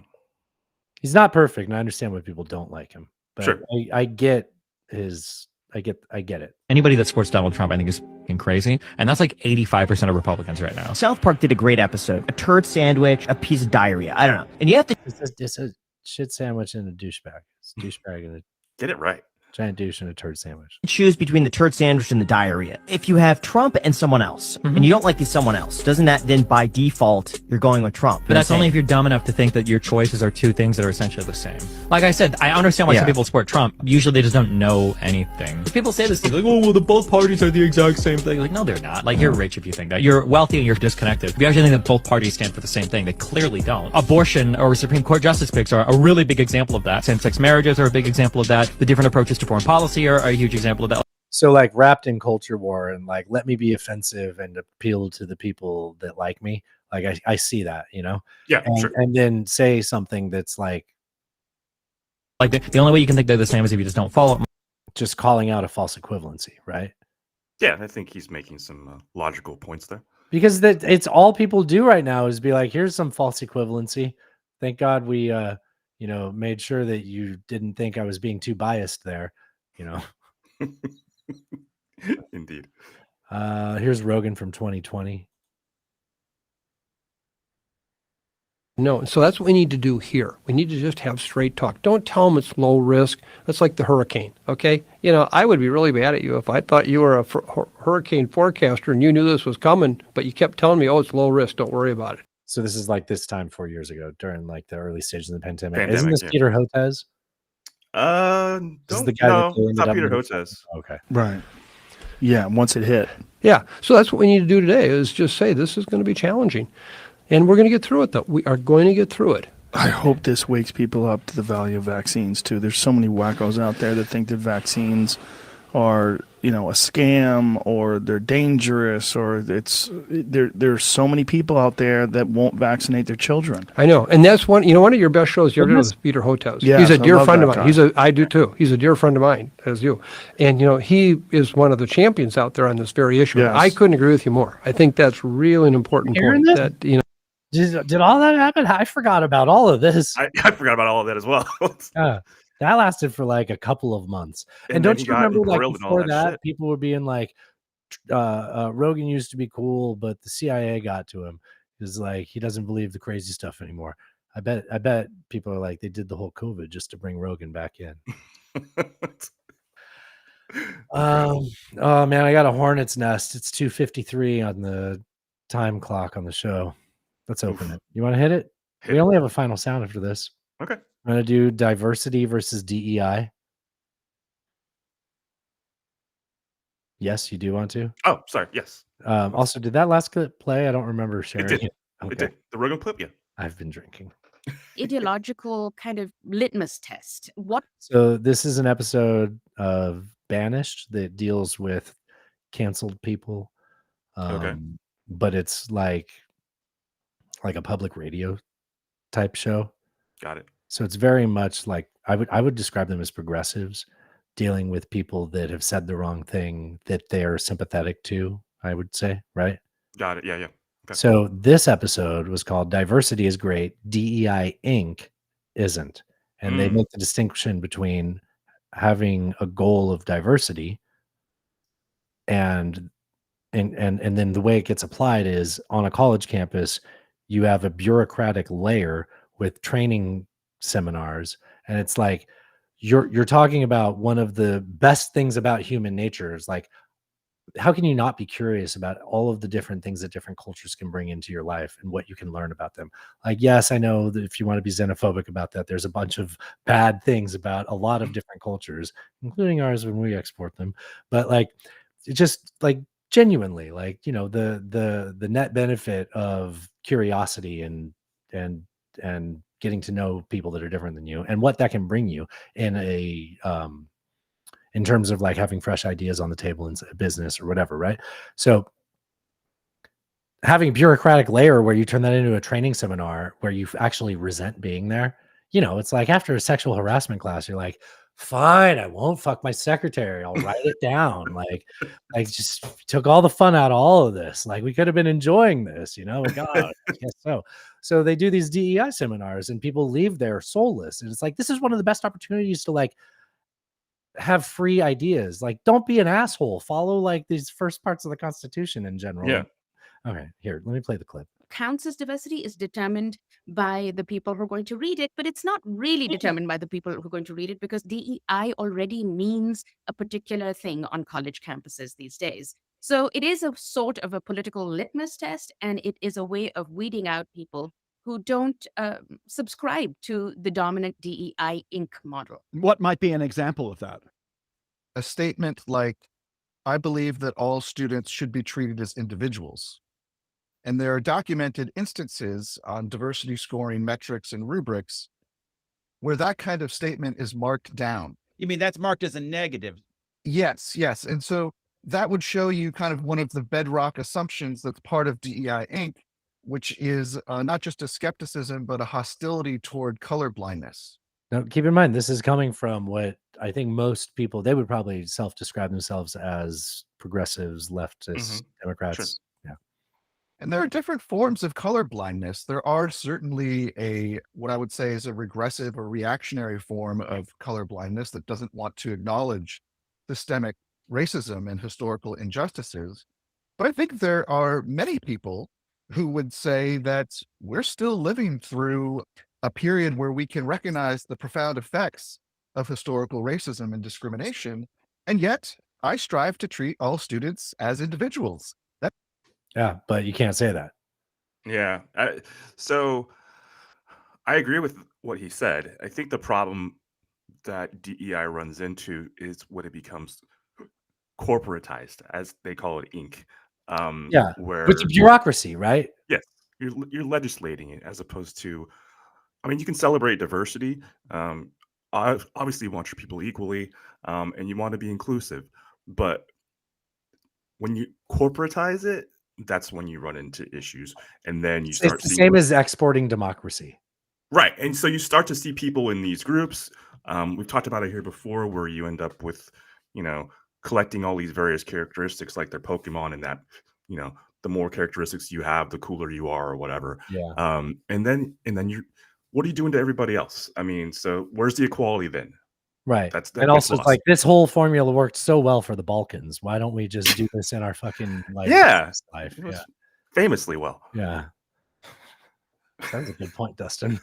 Wow. I don't know where that came from. You know what? I shouldn't be so rough on myself. This is our final sound, and all right, ask you a question. Say the weird thing. If you are trying to love yourself, you already do. Where do you think the trying comes from? It's beautiful. Yeah, some would say deep, deep self-loathing, and you know, but I guess if you try enough, you're doing your best, right? Yeah. Yeah. Okay. Yeah, it does still putting come in back. effort. Yeah, that's a different type of self-love, huh? Yes. All right. All right. I don't mean to get all sexual with you. Sorry. All right. Sensual. It's so Oh, sensual. so sensual. God. Oh, I forgot about it. I know another story about her. I'll tell you about. Okay. So I wasn't surprised when she said that. I took her seriously when she said that because he had just started dating her. They're married now, by the way, bunch of kids. Like, Okay. do it for fun sometime. So keep in mind, neurosurgeon. So we decided to go snowboarding one day, and he had a Saab, and I was the passenger. I'm a nervous passenger. Mountain roads going up to Big Bear, and I bought an 18-pack of Pabst, and we finished it by the time we got to the top of the mountain. Oh shit, dude! When we went to park, the lot was full. And he just like found a bank of snow and drove up onto it and was like, the car's there. Like, what are they going to do? Tow me? The car's here. Like, they don't have, nobody else is going to park there. Like, what's the snow going to melt? I'll drive off. Like, it actually made sense, right? But like getting out the car, then angle was a thing. Unloading was difficult. Like, anyways, yeah, that guy that night at a bar where, so at a bar, he picked up this chick, went to the car, and they did some things, and then came back. Turns out she was there with another dude at the bar. We had to leave. There was like a whole scuffle as we left. Yeah. Yeah, that guy was a fucking man. Oh, while we were driving to go snowboarding, he was telling me the story about how she liked to be kept in a cage all day while he goes to work. So I was like, well, yeah, when she talks about getting peed on, that's what the fuck. Okay. You know, to each their own. I'm not going to kink shame. I didn't say any names, so I can tell stories. Yeah, we're not kink shaming. It's fine. Yeah, no. Do it. You know, and you know, speaking of other sexual acts, you know, I'd like to see a breakdown of people that are proponents of the rhythm method, you know, to not get pregnant. Sure. The rhythm method, where you try to like time it up with the cycles. Yeah. I like to see an overlap of that and people that can clap on the 2 and the 4, because rhythm method implies a lot that I am not giving credit to. Yeah, you can't assume somebody knows how to do that. I will say I have a hack for people that get shit about clapping on the 2 and the 4 or the 1 and the 3. Just clap on all 4. There you go. And just I'm keeping time. What? You look a little bit hyper, but I always look hyper. It's fine. It's probably why I do it. All right, dude. Long show, good show. You know what? Let's go. 3 hours. It's a 3-hour show. We do a 3 hour. We do 3-hour shows. Talk to you. All right, bud. No, Thursday. Thursday. See you Drive then. safe. Cheers. Yeah. Cheers. Cheers.